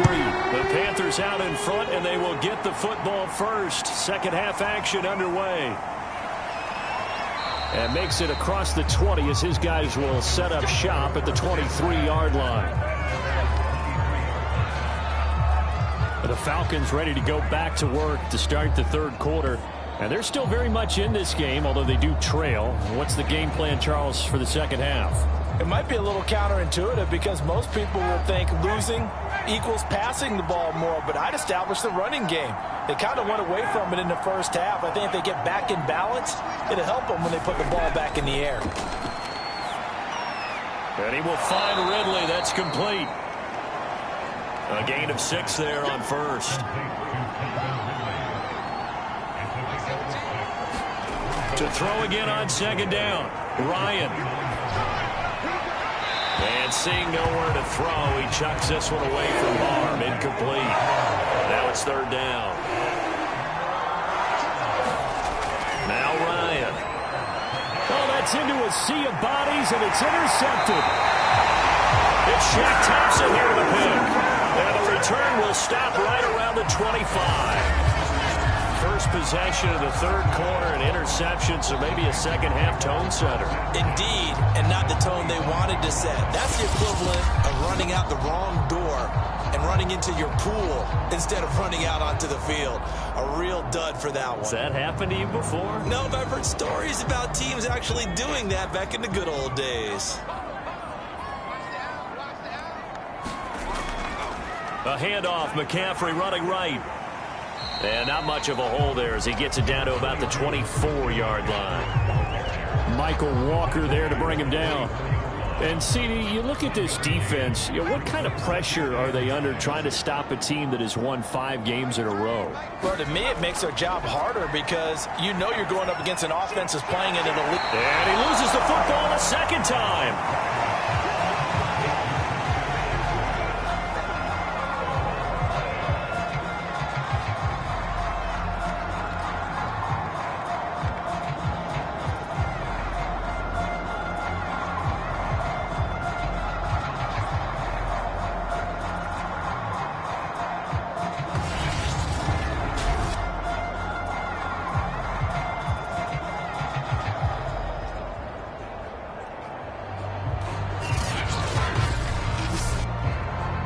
And for the Falcons, 5 men in the secondary, now on third. Back to throw. Walker. It's caught on the right side. It's Smith. And the Panthers are going to have first and goal as they try to finish off this drive with 6 points. That's a pretty good throw on the curl route there. Third down, and they pick up a first. Defense should be aware for that, right? They should be aware, but it was so hard sometimes. Yeah, it's not easy. Because when they sell that route really well, you think they're going upfield, then they curl back, show their numbers to the quarterback, and complete the play.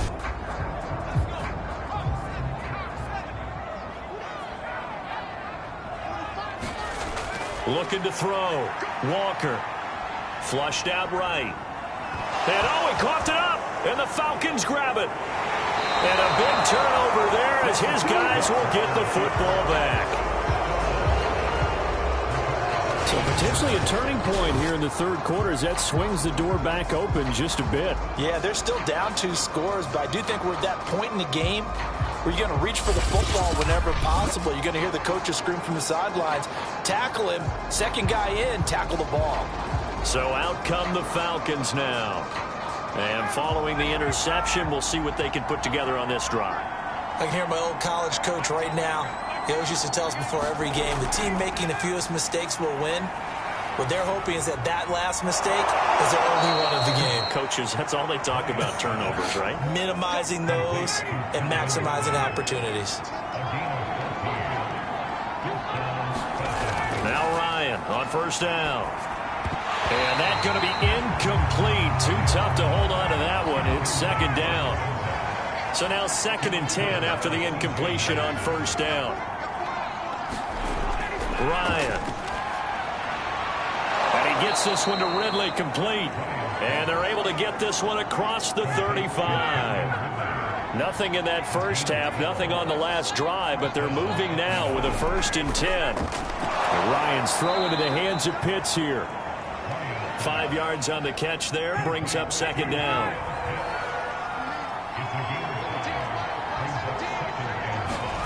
Again, Ryan. He's got a man. It's his tight end. That's complete. And he'll be taken down, but not before he works it past the 50. Well, look what we have here. A sustained drive, and that was certainly AWOL in the first half. They really struggled to try and move the football. But right now, they certainly seem to have the formula working. Let's see if they can keep it up. They'll throw on first down with Ryan. He's got Smith here. And he is tackled inside the 40, not quite to the 35. Back-to-back 11-yard gains, and they've got another first down. Well, this has certainly been a nice drive with the way they've spread the football around. Here, they even get the fullback involved in the passing game. That's got to cause a lot of consternation on the defensive side. You've got to cover him, too. That makes things really difficult. Throwing now, Ryan on first down. Going right side here, and that's complete. And brought down, but not before they're inside the 25. On first down, Ryan. And time finally runs out. He can't get rid of the football, and he's taken down.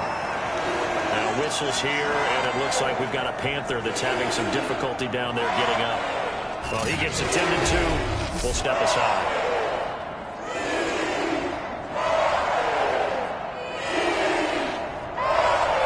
So 2nd and long, and got to be careful not to fall out of field goal range. Now a give, right side. Cheney. And nothing doing here as this time the run maybe gets him back to the line of scrimmage, but that's it. This offense in desperate need of a conversion as they come up on 3rd down. Out of the gun, it's Ryan. Throwing for his running back, and he's got him complete. And he'll be brought down at the 27-yard line. 5 yards, not enough, and it'll be 4th down.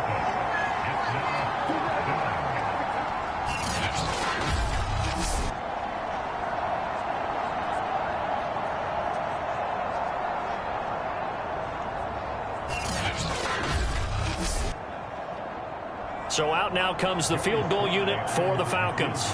From the right hash, this from 44 yards out. And his kick here is good. And they get themselves on the board here. It's 10-3.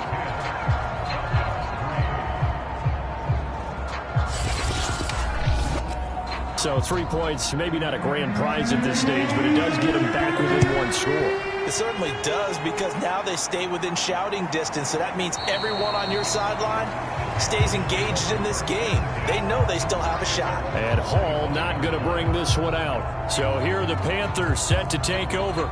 Remember, they're riding that 5-game winning streak, and right now in the driver's seat in this ball game as well.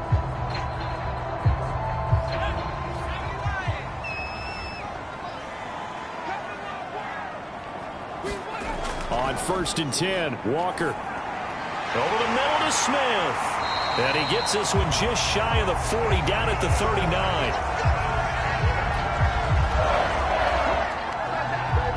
So from the 39 now, they'll come up on a 1st and 10.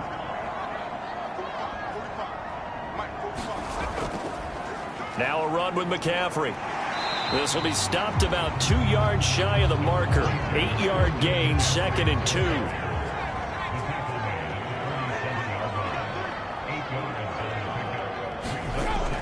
Second down and right back to McCaffrey. And he'll be brought down at the 48-yard line.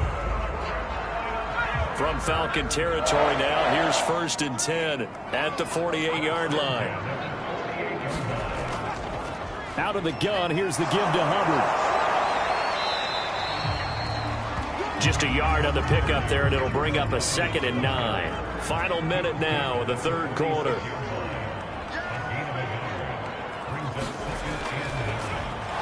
Here's a throw out wide to Anderson. And he'll lose yardage here. Back at the 47. A yard in the wrong direction. Makes 3rd down tougher. 3rd down and 9. They completed the screen on the perimeter, but boy, that was textbook defense. Exactly as you're taught to play against a wide receiver screen, and they snuffed it out for a loss of yardage.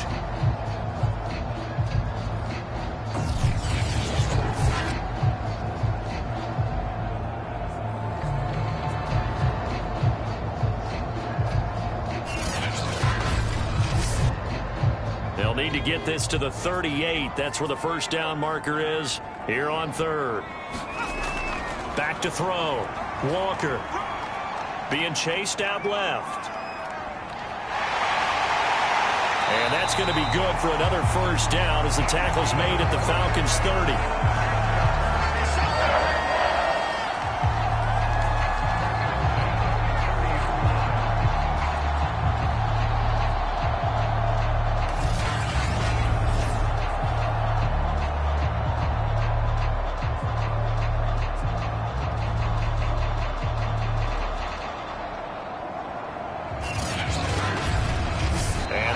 Going to do it for this 3rd quarter of action. We'll return with more after this. This is the NFL, and it's on EA Sports.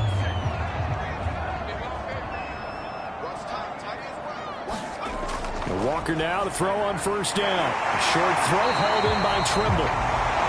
That was play number 7 on this drive, and it got him 7 yards. This drive's taken more than 3 minutes off the clock already as they come up on 2nd down.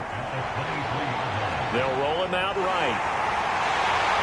And he'll take it down here just shy of the 15 at the 16-yard line. Well, he's proven real effective running the football. No one open, don't force it. Just get what you can, and that's what he's done very well in this game. So the ball down to the 16 here for 1st and 10. From the red zone now, they'll look to throw. They'll drop that down to Hubbard. And able to get him down, but he does reach the 5. As a passer, you're always trying to find that open window to throw the ball downfield. How about this one? Right in the middle of the field, right in the heart of the defense. So 1st and goal, 6 points here would go a long way toward wrapping this one up. Looking to throw. Walker. Under pressure, down he goes. Sacked at the 10. John Kaminsky in there to get him. It's a loss of 5. Well, we've seen how this quarterback can beat you with his legs. Saw it earlier on this drive, as a matter of fact. But that time, they had him covered. They really gave him no place to escape because oftentimes they're able to find a crack, a sliver, anything that can get them upfield. On that occasion, nothing open at all, and they swarmed him. On 2nd down, here's a run with Hubbard. And he is going to be stopped cold behind the line of scrimmage. Officially, it will go as a 1-yard loss, and that's going to lead to a 3rd down. Sometimes being a linebacker in the middle of the field is kind of like being a doctor on the field. You got to make the right diagnosis. Here he correctly sets his run and shoots through to make the play in the backfield. A lot of tired bodies on that field, but this is a big play. 3rd and goal. Back to throw. Walker. He's going to flip one out here to his running back. Touchdown! A great effort there. His first touchdown on the year. And the Panthers add on to their lead, and it's looking like that win streak is going to extend another week.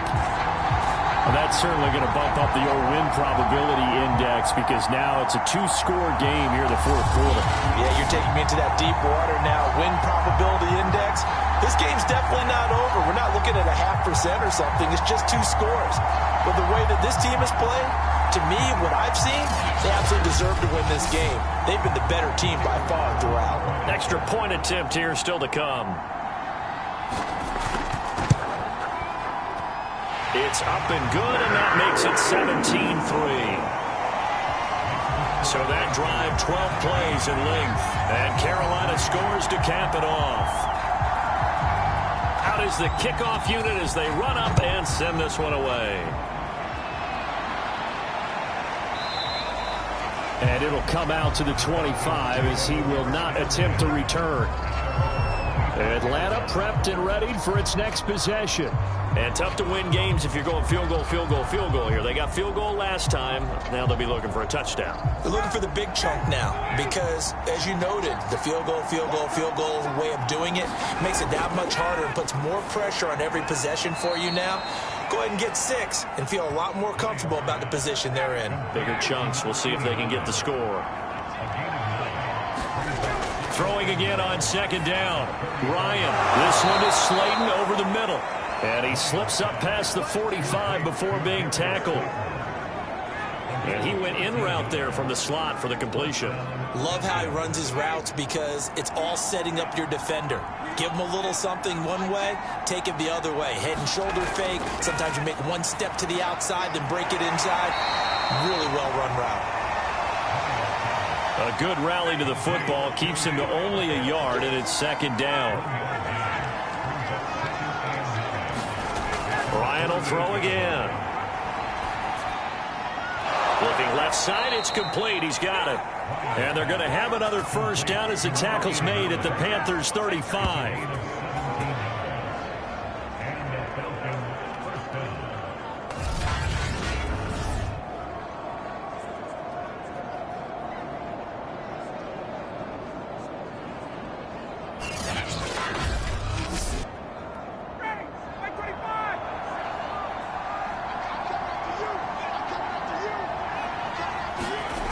Here's Ryan.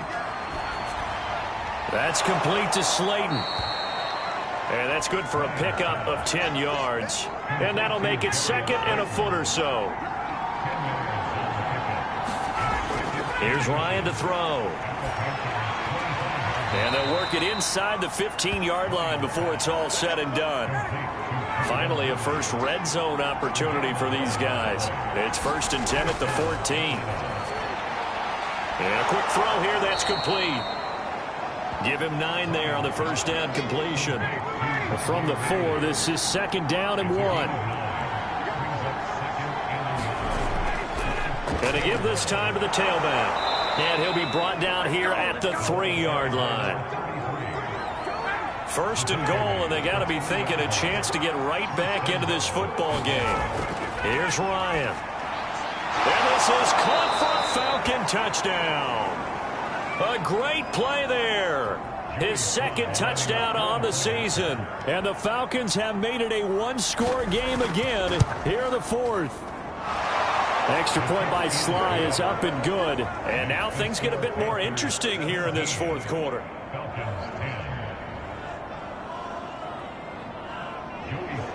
Joey Sly now to kick off after the touchdown. This fielded right at the goal line. And not much happening on the return as he'll get this to about the 23.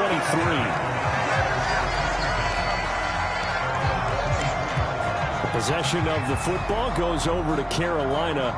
After the touchdown we just saw, we have a brand new ball game. And now look at the situation. You've got plenty of time on the clock. Defensively, they have 3 timeouts. So do you run the football here or do you throw it? I think you have that full conversation with your offensive unit, and you tell them, here's the situation. They've got all of their timeouts, so we are not going to play this conservatively. We've got to attack them. We've got to make them use those gain the ground that we need in order to put this game away. If you think we're just going to run it 3 times and punt it, you got another thing coming. Yeah, and by the way, also the 2-minute warning in play, so essentially 4 timeouts left. They have to be aggressive here. Fourth quarter, down to the final 2 minutes, and we've got a 1-score game. So it's Panther football as we welcome you back. They're facing a critical 3rd down now as they try to hold on to this lead. And he's able to get it to the 33. Good enough for a 1st down. And now we'll see a timeout used on defense as they stop it right out of the break with 1:57 to go in the ball game.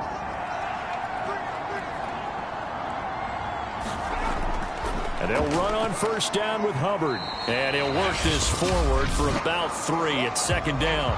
And whistles, and we're going to have another stoppage of play as they call the timeout on defense with 1:53 left.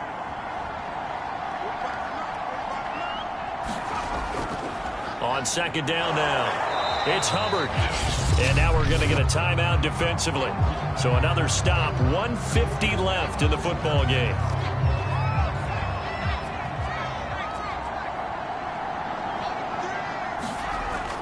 On 3rd down, here's a run by Hubbard. And getting this just shy of midfield, they'll spot it at the 49.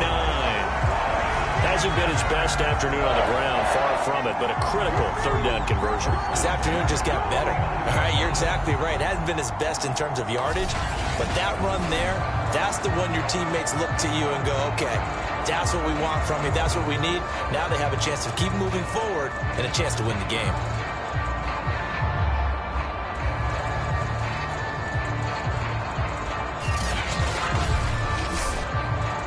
Not totally home free yet, but it's looking good as they come up 1st and 10. The Panthers down to a knee out of the victory formation.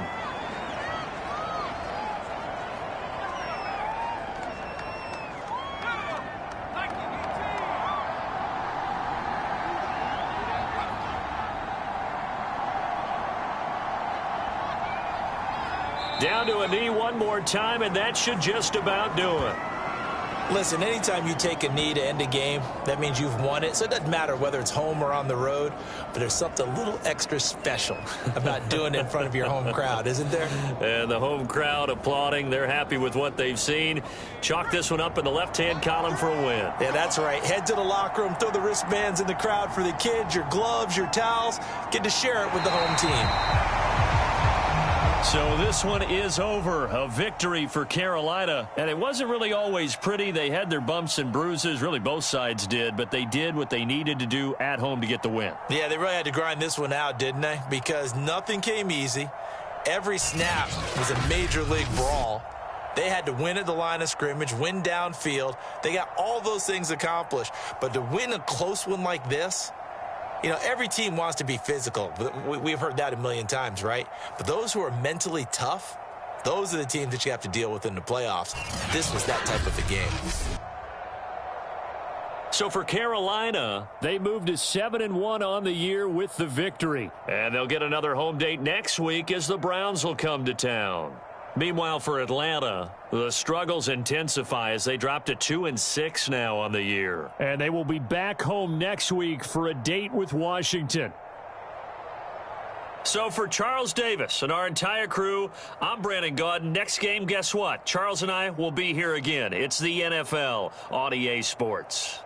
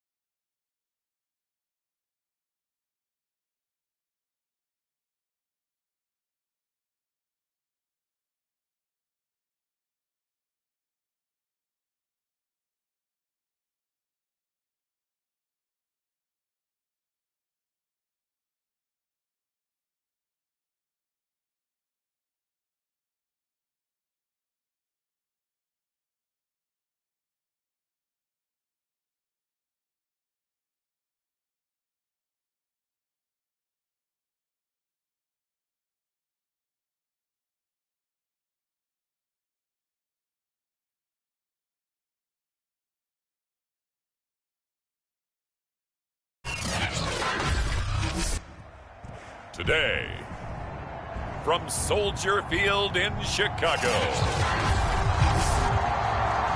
it's Week 8 of the NFL on EA Sports.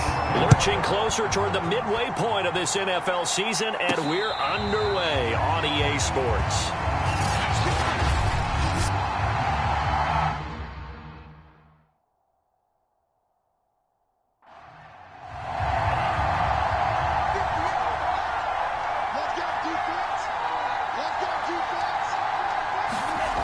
They'll try and start this drive in the air. Quick hitter here, it's complete. And he gets this one just shy of the 40. They'll mark him down at the 39.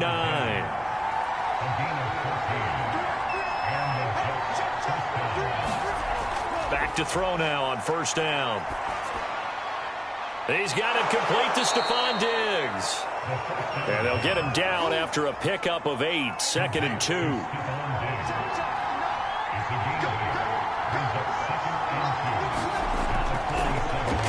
First carry now for Kareem Hunt.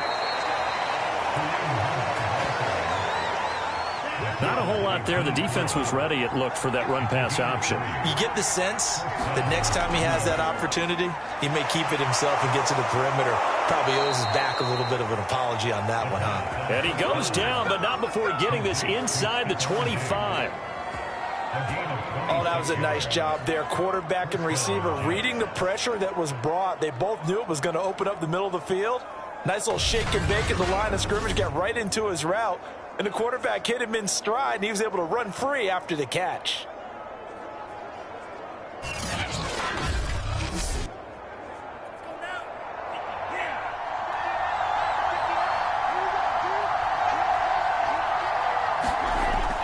First down, he'll drop to throw. And Davis has it over the middle. And he gets it inside the 10 to the 9. And the pocket's been protected pretty good here so far on the opening drive. We always talk about confidence in runners and catchers and quarterbacks. How about the protection detail? They're not allowing anyone near the guy throwing the football. They're going to look to throw. Got a man, it's caught. Touchdown, Jets. A great effort there. His second touchdown on the season. And the Jets take the ball down the field and score on their opening drive. I do believe we came here to see a game, didn't we? And it looks like he's running what we call routes versus air. You just go out there with your offensive unit and throw the football with no defense. He's 5 for 5 on the opening drive. He was on his game there for drive number 1, but my only thing is now he can't go any higher than that. He was so perfect. Can he do it again later? Yeah, all he cares about right now is making it 10 for 10, 15 for 15. Keeping that going. And he feels like he can get it done. Extra point by Gay is up and good. And it's now a 7-0 game.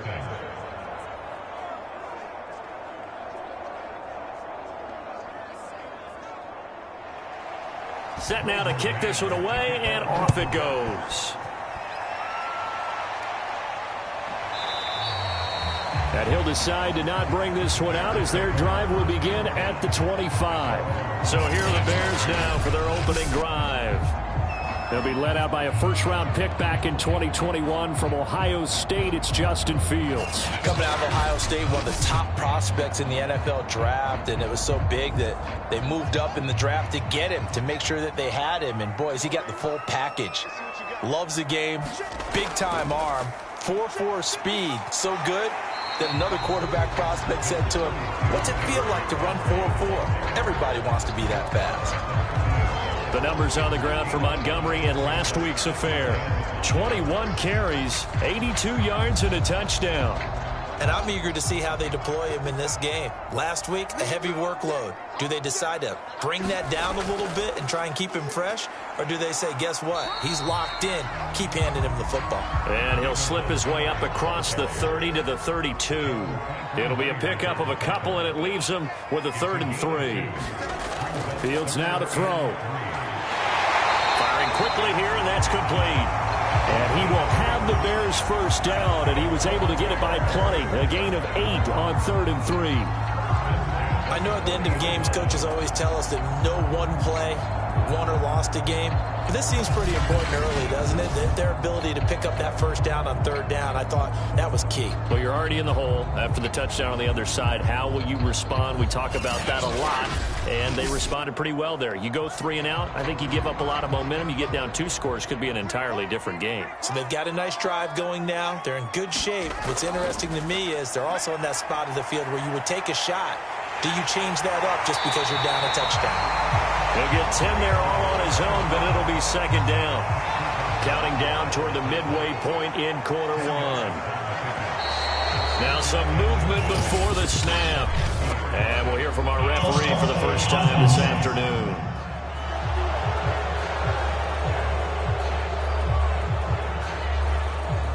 A good down to possibly take a shot, and in fact, they'll come up with an empty backfield on 2nd and inches.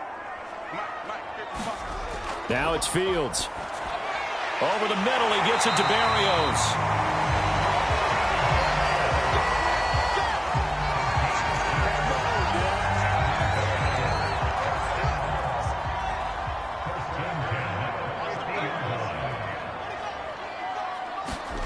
From the 50, here's Fields. And that is incomplete. He couldn't hold on through the contact. Brings up second down. After the incomplete pass, here now is 2nd and 10. Here's Fields. And he'll complete this one to Berrios. 5 yards. Now it's 3rd and 5.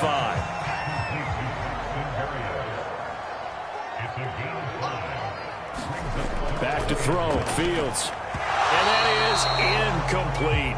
So many offenses want to include their running backs into their passing offense and be able to swing the ball out or check it down to them.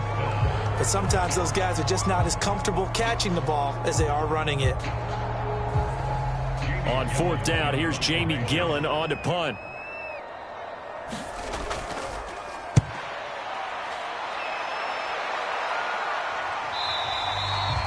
And this is going to hit the goal line and continue on into the end zone for a touchback. Back onto the field come the New York Jets for their second drive. And they'll be looking to make this a 2-score advantage. Had the touchdown on their first drive, Charles. Hey, they can get up 2 scores here on the road. That's a heck of a start. And not only have they thought about it, I wonder if they visualized it. I remember playing and they used to turn the lights out in our meeting room and run through a situation like this and say, just think about what it would be like to be up on the road and take the crowd out of it. Maybe they did some of that. The tackle by Robert Quinn. I know we can't hear what's going on in that huddle right now, but I'll guarantee you at least one offensive lineman is saying, my bad, we simply couldn't move them off the line of scrimmage. We've got to do a better job trying to root those guys out of there. On second down, right back to Hunt. And he'll get this up over the 25 to the 26. The Bears bring out an extra defender in the secondary now for 3rd down. Looking to throw. Open man is Denzel Mims. And he is going to have a Jets first down as they're able to get the 3rd down conversion.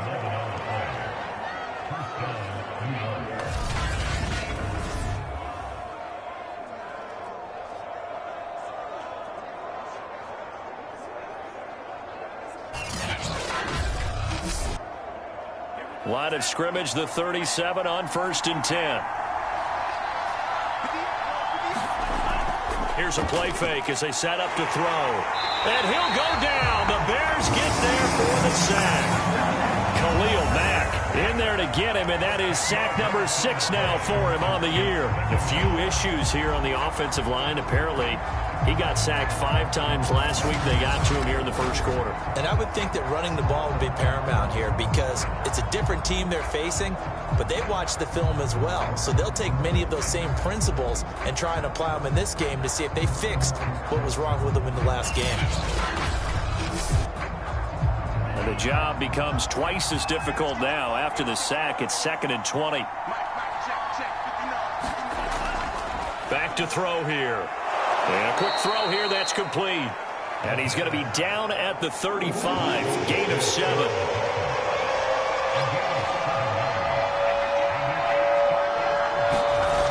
On 3rd down, he'll drop to throw. He's got the hook up with Diggs.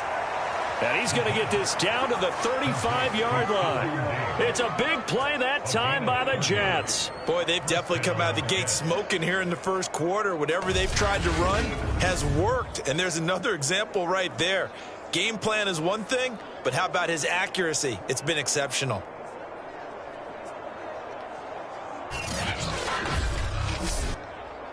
So that changes things a bit. Here's a 1st and 10 all the way down at the 35. Back to throw. A quick throw going to be caught by Diggs. And inside the 20 before he's brought down. That catch for his career is number 589, so 11 away from 600, but it also right now ties him with Hall of Famer Fred Biletnikoff. And we remember Fred Biletnikoff well because of the way he went about his business in catching the football. And we're seeing something similar here. Someone who runs precise routes, has excellent hands, and knows how to get the ball to the end zone.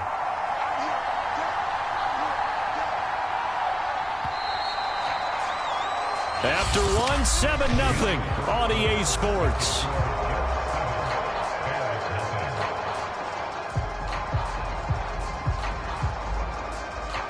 So from inside the 20, here's 1st and 10 at the 18.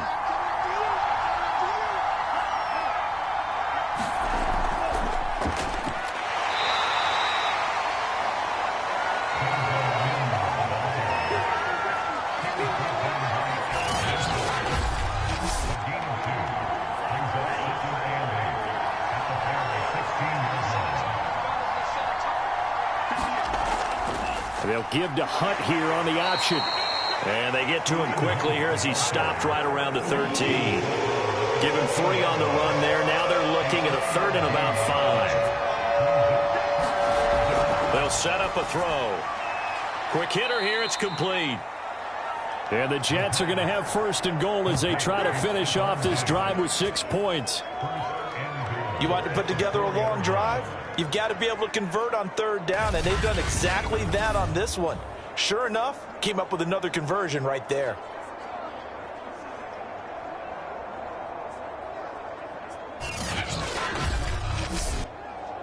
So another 3rd down conversion, and now they've got a 1st and goal.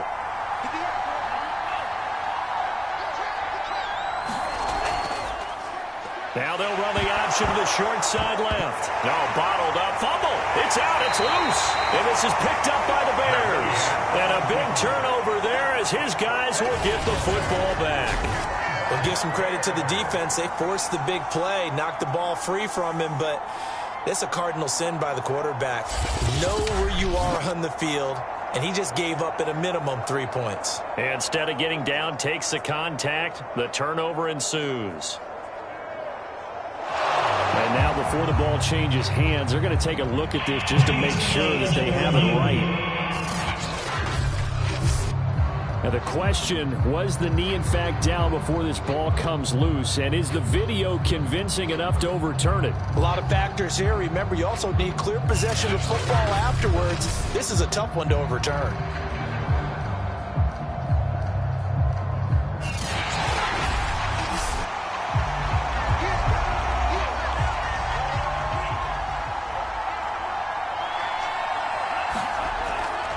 So that one overturned. They say the knee was down, and that will not be ruled a fumble. They'll wind up losing a yard on the play, and that's going to bring up an interesting 3rd and goal.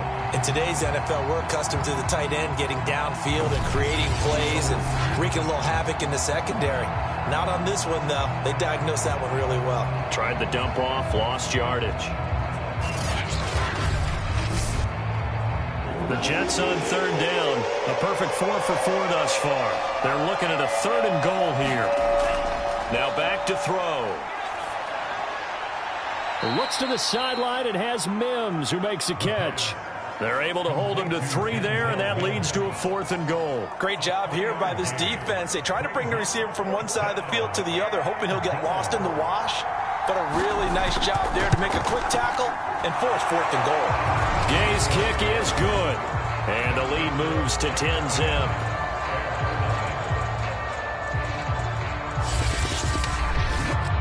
So golden field position there squandered as they can muster only a field goal. Yeah, you were gifted a first-and-goal situation, but I have to give credit to the defense. They were brought out in a really tough situation, so give them credit for holding them to 3. That's a pretty nice accomplishment.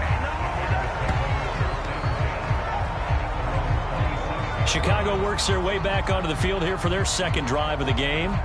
Nothing for them yet from an offensive standpoint, down 10-zip as they come up 1st and 10.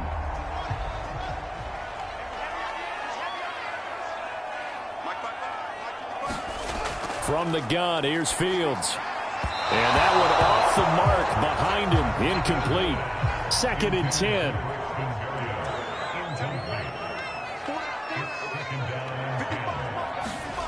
Off play action, Fields. Sliding out of the... And he can't get rid of it. He's taken down. John Franklin Myers able to record his 5th sack of the season. Now Charles dealing with a 3rd and long. They'll have to try to go back to the air again and this time avoid the sack. Certainly hard to try to establish momentum when all you're doing is going backwards, not protecting the passer, and he gets dumped on his backside. So now following the sack, Fields and the Bears looking at 3rd down and long. Throwing on 3rd down, Fields. And that is incomplete. The passing game not in sync here early. And now it's 4th down. Here's Jamie Gillendow as he'll punt it away for the 2nd time. His first punt, 45 yards. This looks good as well. Now after the punt on that play, we've got a man down on the field. While the training staff takes a peek, we'll take a break.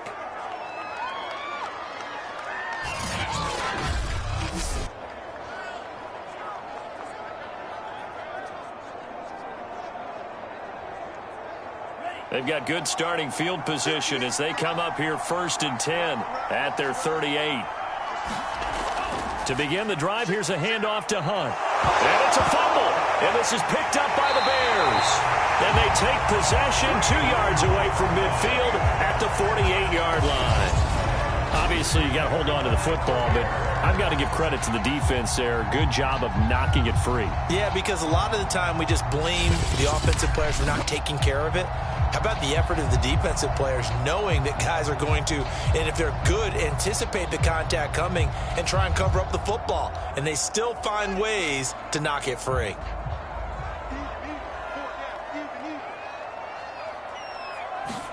Following the fumble recovery, Fields.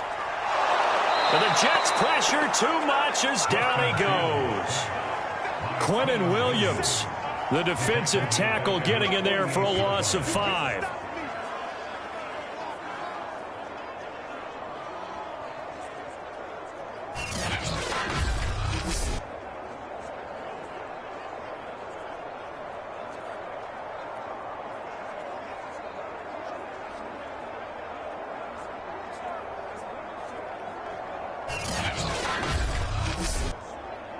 Got to assume this defense will be charging again here. It's 2nd and 15.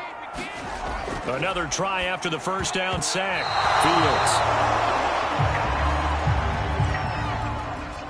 The Bears on 3rd down. Just 1 for 3 thus far. This will be 3rd and 15. A shotgun snap. Fields. Can't get away, and he's taken down. John Franklin Myers in there to get him, and that is sack number 6 now for him on the year. He continues, Charles, to be under constant pressure, and these sacks, they're starting to pile up. And if they want to have a realistic chance in this one, they've got to change their blocking assignments. They've got to do a better job to keep him upright. If he's going to be on the deck constantly, they've got no chance to win this game. Here's Jamie Gillendow as the drive goes backwards, so he's on to punt it away.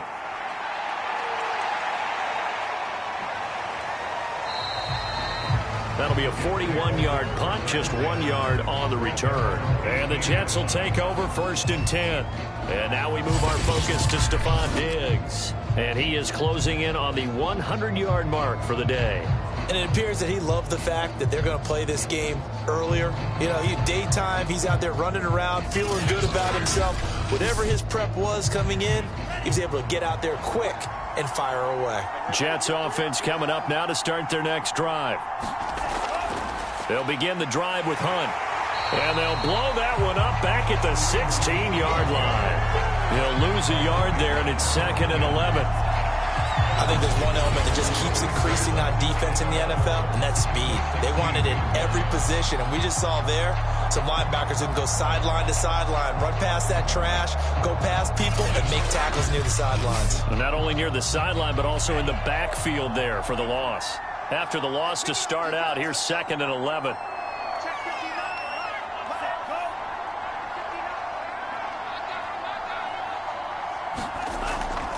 A carry here for Hunt.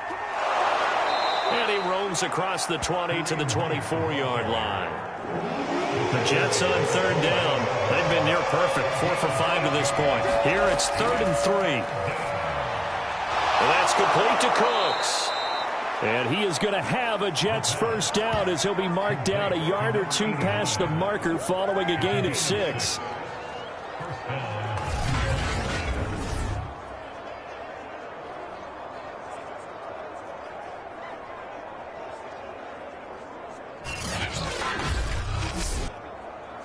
So 1st and 10 now from the 30. And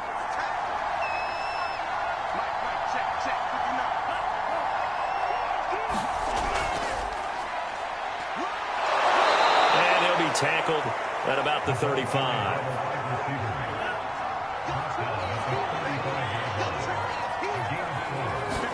Second and 6. That one is caught by Hunt. And he loses the football a second time. And this is picked up by the Bears. There are 2 words that we hear coaches say all of the time. One starts with a B, one starts with an S, ball security. And they preach it. They have it up in meeting rooms, right? You see the signs. They talk about it all the time. But still, when you got defenders out there who are preaching, hey, we're going to take the ball away from you, no matter what position you play, you've got to take care of the rock. First down, here's the run to Montgomery.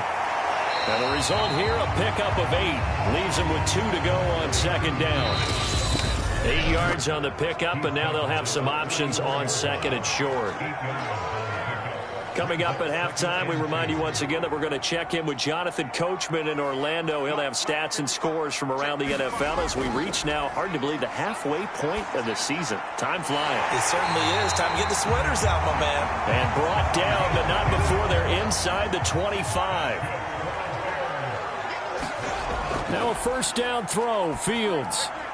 Open man there is Cleveland. And down inside the 15 he goes. A first trip to the red zone for the Bears. They have a 1st and 10 at the 13-yard line. Now Fields. And he fires one that's intercepted. Picked off by Chris Barnes. And the Jets will take over here at their own 12-yard line. CD, I know it's just his 2nd year in the league as a quarterback, but that's going to be one when he flips on the tape. He's like, I shouldn't have thrown that ball. No doubt about it, and his coaching staff will be emphatic about he shouldn't have thrown that ball. But remember, 2nd year, as you noted, on-the-job training, so he's got to take this feedback that he's getting, negative or otherwise, and turn it into positives moving forward. Jets offense coming up now to start their next drive. And last drive, obviously not what you're looking for. You've got the lead. You got to protect the football. So in other words, someone got lucky because they've been moving the ball really well and wearing them down. In this case, though, giving up the football doesn't make them very happy. They can't wait to get back out there and atone for it. Yeah, try to atone for it here on this drive. They'll look to throw now on first down. He'll find Diggs once more on the completion. Now the Jets going to use the 2nd of their 3 timeouts as the stoppage will come with a little under a minute to go in this first half. Back-to-back good plays have them on the move on first down. He'll drop to throw. Oh, this one incomplete. The pressure got to him as he released it, and it's 2nd down. Again, he'll drop to throw. That's brought in by Davis over the middle. And he'll be taken down, but not before he gets into enemy territory. And with that completion, he's now north of 200 yards here in the first half. Boy, a tough start for the secondary defensively. It is, and it's got to put a dent in their confidence. And, you know, you always want to keep that up and feel like you can always bounce back after plays. But with the kind of numbers he's putting up here, it's starting to wear on them a little bit, I think. So they're looking at each other and trying to figure out what defense will work and how can they play better without getting beat deep for big passes. The Jets going to go ahead and use their final timeout as they'll stop the clock with 12 seconds to go in this first half.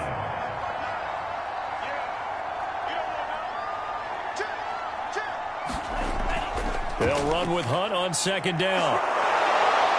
And down inside the 40 to about the 38. So we have reached halftime with our score 10-0 as we send you down to Orlando where Jonathan Coachman has our EA Sports halftime report. Coach. All right, Brandon, good work in that first half. More from you guys in a minute. But first, let's get to some scores right here on the day before Halloween.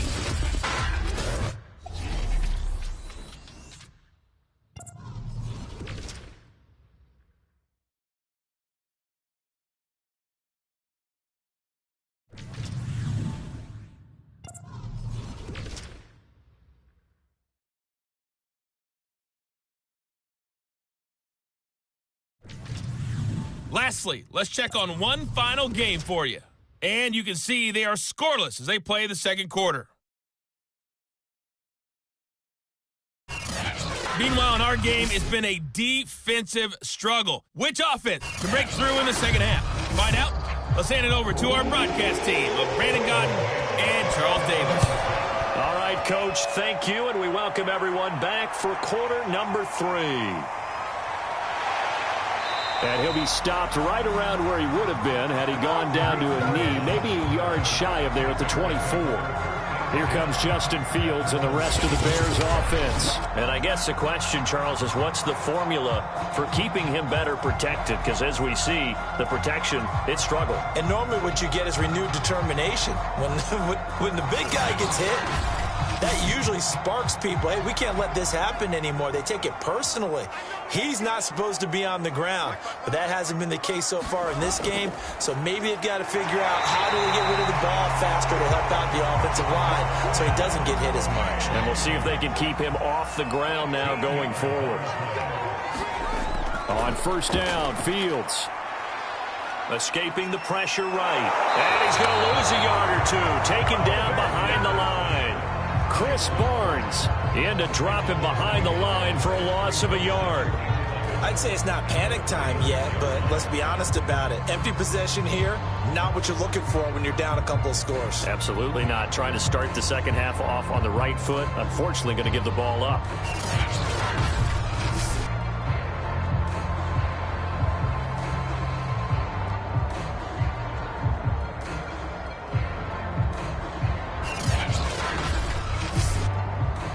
The sack cost him only a yard. It's 2nd and 11.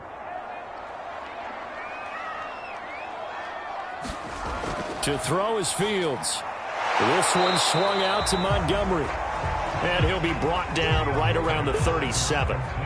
It'll be a gain of just a yard, and it'll be 3rd and 10. Here's Fields. Rolling to his right. And he gets this only to the 41, not near enough for the first. He'll wind up getting 4 yards there on his own, but it also brings up 4th down. How about a tip of the cap to the defense? They're working against a very mobile quarterback, but all day long they've kept him under wraps. And on that play, they held him to a short gain.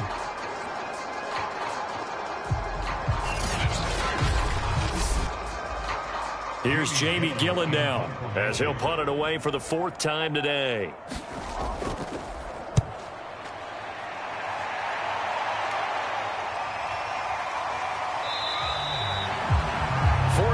On the punt, 2 on the return, and possession will switch hands. 1st and 10. Here's Stephon Diggs as he and the rest of the offense get ready to go again. And I know that they've double-teamed him a couple times, but not a ton. Whatever they're doing isn't working. He's up over 100 yards. We'll see how they adjust. And when they do that, they weaken their defense in other places as well. And how many times have we done games where we've seen a guy have a big game like this, but it's usually not by himself, is it? Right. Usually it opens it up for other people to have big games as well.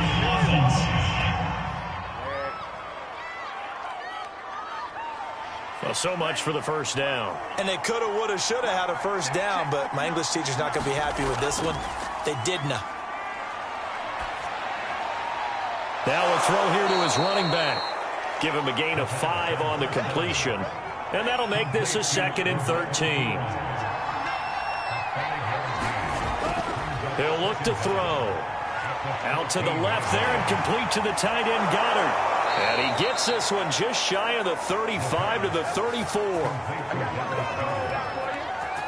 You don't always expect tight ends to be big in terms of run after the catch, but after that play, he joins a growing band of players that's putting that stereotype right on its ear.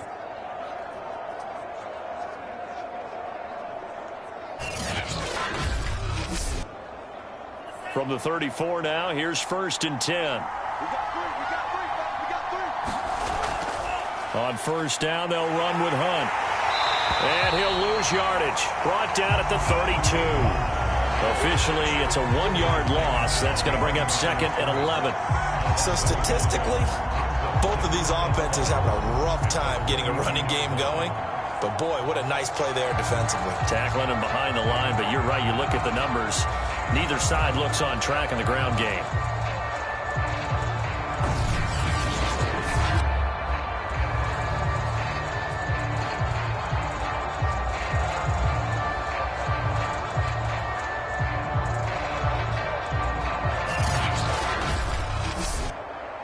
So after the loss of a yard, they'll look to push forward here on 2nd down and 11.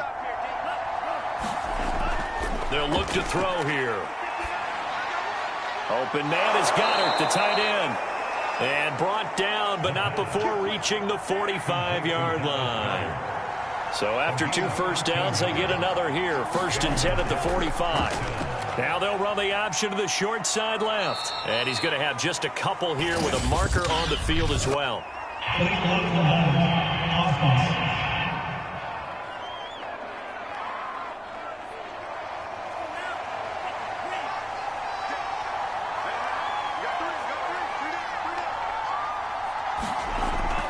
They'll give to Hunt here on the option. And he'll be brought down just shy of the 45.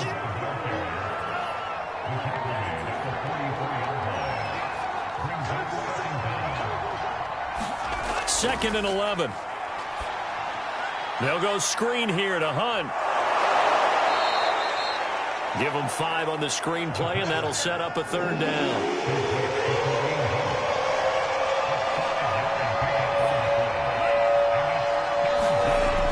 They'll drop to throw. And that is knocked away in the middle of the field and incomplete. Here's the Jets punter now. And the way this offense has moved the ball, he hasn't been needed till here in the 3rd. And the kick's away as he angles this one for the sideline. And this will be out of bounds, and they spot it at the 15-yard line. Not too bad. The Chicago offense set to get started. These guys had to punt their last possession, and that's become too familiar of a refrain. Too many of these drives just wound up going nowhere. But you know how in baseball, when the pitcher gets a base hit and he's on base, they bring his jacket out to him to keep him warm? A lot of times the punter goes to the sideline, puts on sweatpants or a wrap over his leg to keep it warm. He might need a massage from the trainer right now from all the work he's getting. And he'll protect himself at the end here as he winds up getting pretty decent yardage.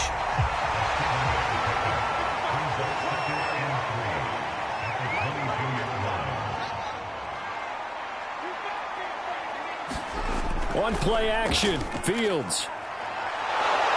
He'll be taken down. The Jets get in there for the sack. John Franklin Myers. He's the one to get him, and that is sack number 7 for him on the year. So one quick, easy analysis about why they've struggled so far.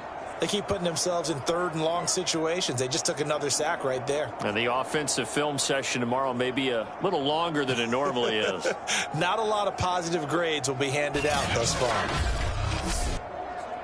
So now following the sack, Fields and the Bears looking at 3rd down and long.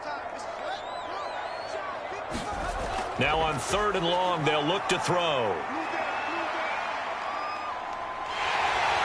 And Fields going to have the first down before sliding to a halt to avoid the contact. Sometimes guys get locked into such a groove. What do we call it? The game slowing down. They see everything happening almost in slow motion. They see the lanes develop. I feel like he's right there. Well, and you want this from your leader, right? With this deficit, this stage of the game, second half, no quit in him. 0. So 1st and 10 now from the 30.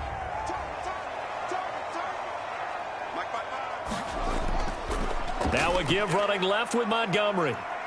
And he's brought down at the 34.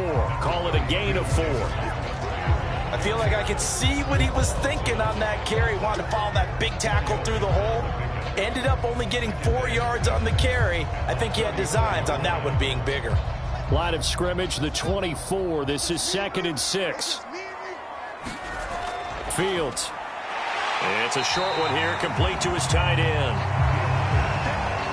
And that's good for a gain of 6. And that'll bring up what looks to be a 3rd and inches. Can't be more than a half a foot. They really love to get him into one-on-one opportunities, and this is one way. Work him out of the slot and create a mismatch. Who's going to cover him? Corner, safety, linebacker? He's got a way to beat all of those positions.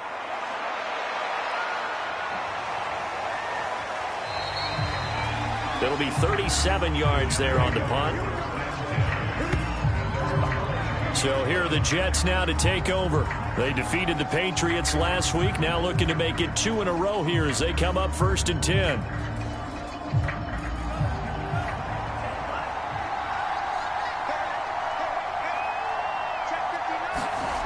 They'll try and start this drive in the air. He's going to dump this off to his running back, Hunt. And he's upended after a gain of 4 up to the 25-yard line.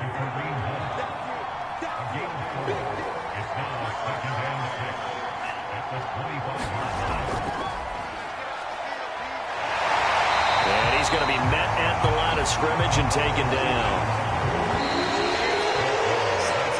So they'll get a little extra time to come up with his 3rd down play as we played 3 quarters. You are watching the NFL on EA Sports. The Jets on 3rd down. They've been very good, 5 for 7 thus far. This is 3rd and 7. They'll set up to throw. And that will be incomplete. Something we haven't really seen much of from him, an incomplete pass. Yeah, last week he finished at 70%. This week he's up over 80%. I don't know how you slow him down. Pass rush is usually the best way because a quarterback on his back usually can't complete a pass. 36 yards on the punt with no return, and the Bears take over. Here's the Chicago offense coming back out onto the field.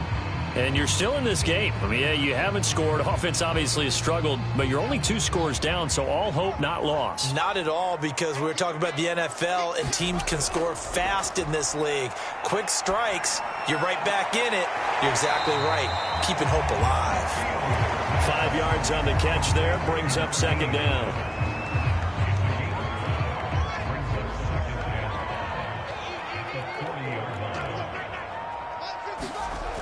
Fields now to throw. And the Jets pressure too much as down he goes. Quinnen Williams able to get in there for his 2nd sack of the afternoon. That time, Charles, great job keeping him in the pocket and not letting him escape. And Brandon, I think this was a great example of the front and the back working together, meaning the back covering, no place to go with the football, and the front, terrific job on the edge so he couldn't escape outside. And then, of course, the inside pressure kept him hemmed in as well. So now following the sack, Fields and the Bears looking at 3rd down and long. From the gun on 3rd down, Fields. Firing quickly here, and that's complete. And he'll only get this to about the 35, well short of the line to gain. They stop him for only 3 that time, and that'll bring up 4th down. Here's Jamie Gillen now, as they're forced to kick for the 6th time today. This is brought in at the 21. A very good kick there, but 15 yards on the return. And New York set to take the field. With this lead and the football, things obviously looking good, but maybe Yeah, you've taught me this before. Maybe this is where the defense is hoping that the offense helps them preserve that shutout that they've got going. And it has to be in the minds of the offense that they know how rare it is to get a shutout. So take care of them, protect them, take care of the ball, move it downfield, run the clock down. You don't want your defense to have to go on the field again the rest of the game. Reward them. Well, it may seem a little unorthodox to some people. Got the lead, fourth quarter, yet he's still firing away. I think he believes that's the best way to go ahead and win the game. Yeah, a lot of coaches say, let's just run the football, be conservative. He's sticking to his game plan. No, that is his game, and that's what they're going to ride.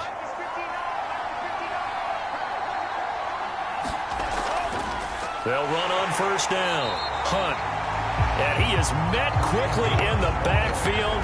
Down he goes, folded like a lawn chair. 2 yards the loss, 2nd and 12. Run blitz there defensively, something we might see more of here in the fourth quarter. I think we'll see a lot of it, and the difference between that and a pass blitz, you're trying to get to the quarterback. You're trying to scheme someone open who will get to the QB and make sure he gets on the ground. In a run blitz, you're actually trying to cover up gaps, trying to cover up holes so they can't run the football.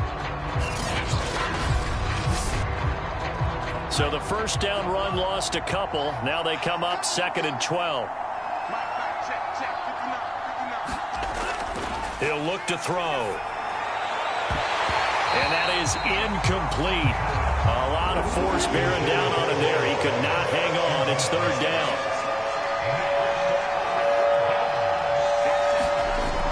They're going to look to throw. Swings this out for Hunt. And he can only get this to the 42-yard line, and that is not near enough. That one good for only 6, and it leaves him with a 4th down.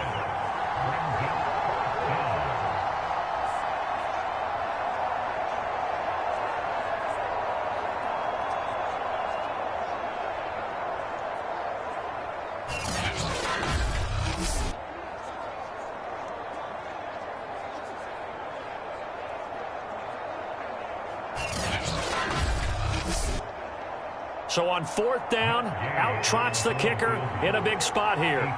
This will be spotted just shy of midfield, a 59-yard attempt. He's got the leg, but it's no good. He missed it right, and this score will stay right where it is.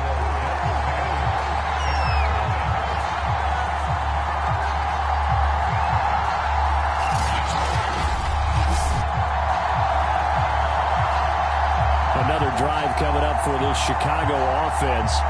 Their defense was able to hold serve, albeit with a little help from that missed field goal as they settled in now 1st and 10.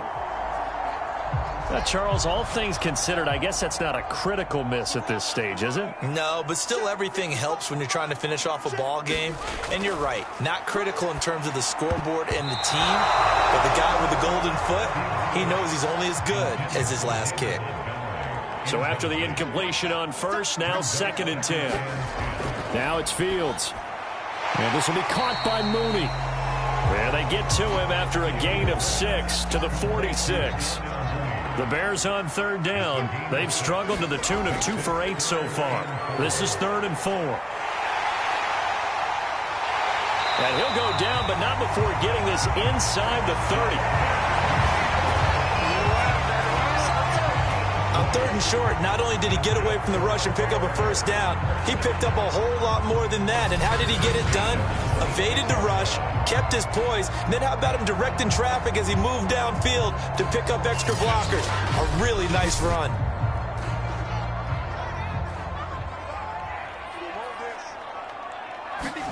On 1st down, it's Fields. He'll leave it for Montgomery complete. They'll contain him to just 4. 2nd down.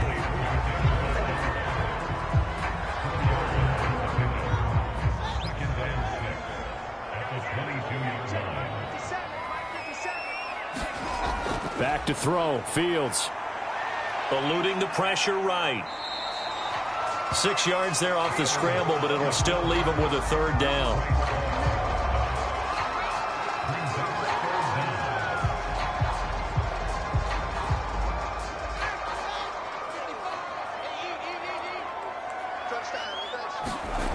Here's Fields. And he's got his big tight end here.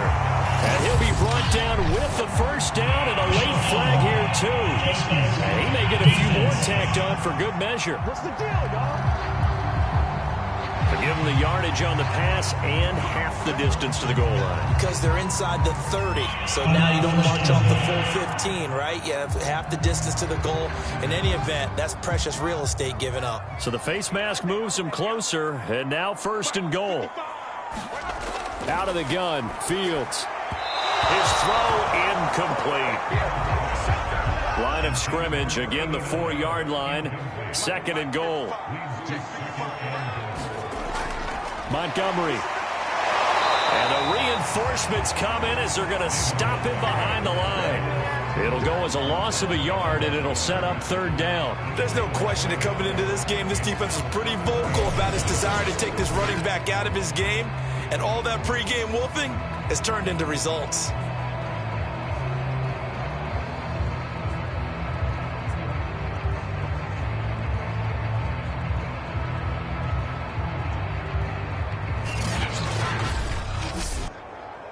A lot of tired bodies on that field, but this is a big play. Third and goal. Looking to throw. Fields. Flush to his right. And he's able to get it down to the 2-yard line. The decision to tuck and run gets him 3, but that's not enough. Now it's 4th. He was able to get away earlier in the drive, but apparently all the time they put in practice finally came to the front, didn't it? They remembered their lessons and found a way to contain him when he took off on that one.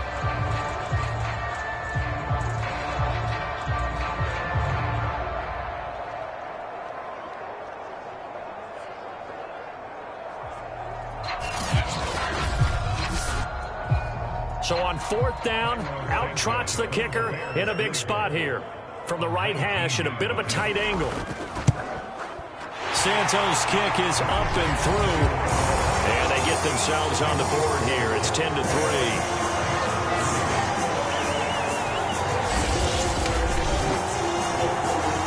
So it's an old-school extra point that counts 3 times. So it's certainly a disappointment they weren't able to get it in the end zone. Yeah, I can just imagine post-game, head coach looking at the box score, 19-yard field goal, grimacing a little bit, but having to realize that at that moment, getting 3 points was vital. Go ahead and get the points, put them on the board. Another go-around now for the Jets offense. Their lead back down to 1 score after the field goal a moment ago, so they'll be looking to string together a few first downs, likely on the ground as they begin 1st and 10. They'll start by running the option to the right. And I think this defense knew what was coming as he is smothered behind the line. He'll lose a yard there, and it's 2nd and 11. The 4th quarter here, they've got the lead. They want to keep it on the ground. That's what they're doing. Smart football. Keep the clock grinding. Keep it going. But you got to figure now, they're going to see more people stacked up at the line of scrimmage as they try and bleed it out.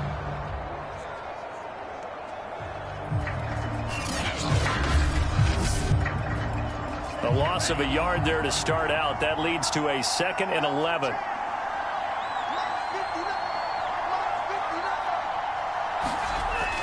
Looking to throw. Oh, a strip. The ball comes out. And this is picked up by the Bears.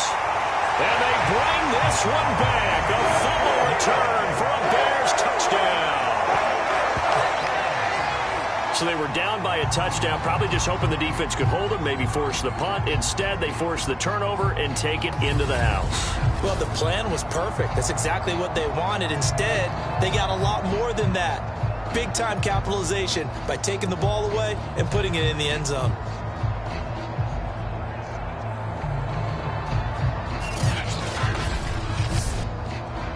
Cairo Santos on to try the extra point.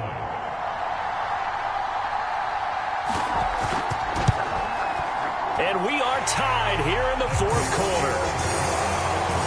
So not only the cough up, but then the pickup on the other side, the scoop, and the score the other way, the fumble return for a touchdown. All level now at 10 apiece as the kick's away. This taken in at the goal line. And able to get this across the 20, but not much further as he's dropped it to 23-yard line. So it's Jets football as we get you reset here. Jets offense coming up now to start their next drive. Their defense has done the job. Now it's the offense's turn as they've got it 1st and 10. 5 yards on the catch there, brings up 2nd down. And it's a rush to the line right now for the Jets. Now this one complete downfield on the left side. 1st down now, but that clock rolling. Back to throw here. He's got Smith here. 5 yards on the catch there, brings up 2nd down. And a dangerous throw there as that's knocked down and incomplete. They come up now 3rd and 5 following the incomplete pass.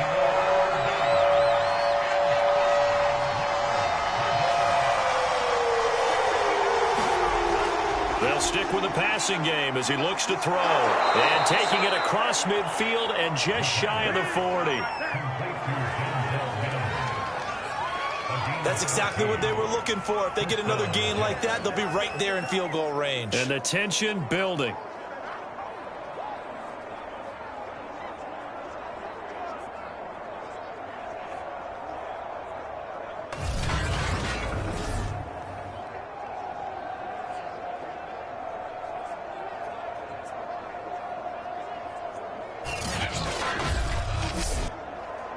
So signs of life in what's been a dormant offense in this 2nd half. Here's 1st and 10. They'll run with Hunt.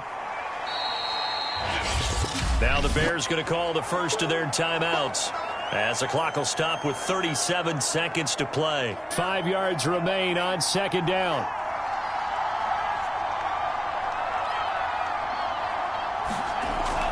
They run again with Hunt. And he'll work it inside the 30 to the 29-yard line.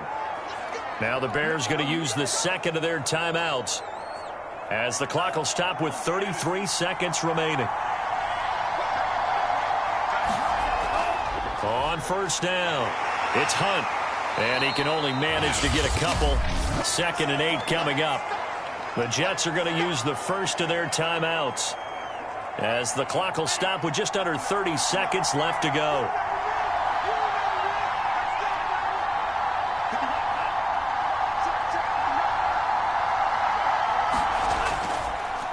They run with Samaje's younger cousin. This is LaMichael Pirine. Now the Jets going to use the 2nd of their 3 timeouts as they'll stop it with 25 ticks remaining on the clock. Play number 9 set to come here on the drive on 3rd and 2. They'll run again with Pirine. And he gets this down to the 18. Good enough for a 1st down.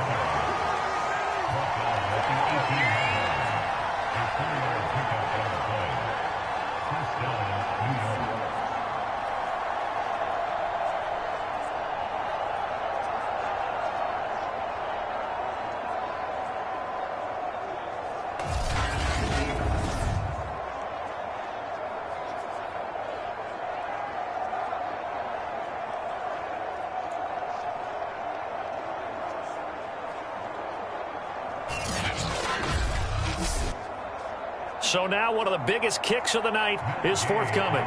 He's made one and he's missed one thus far. This for the win. And it's good. He got it. He missed his lone attempt earlier, but he connects when it matters most. And the Jets are going to win the football game. So it's a victory here for the New York Jets, and they were really helped by their defense, forcing 3 turnovers. I think what we saw in this one, today's defense. And what I mean by that is in the old days, pitching shutouts was big time. That was paramount. But the big thing was holding people down, holding down their yardage, right? Don't let them throw the ball through the air and gain a lot of. But now, it's about taking the ball away.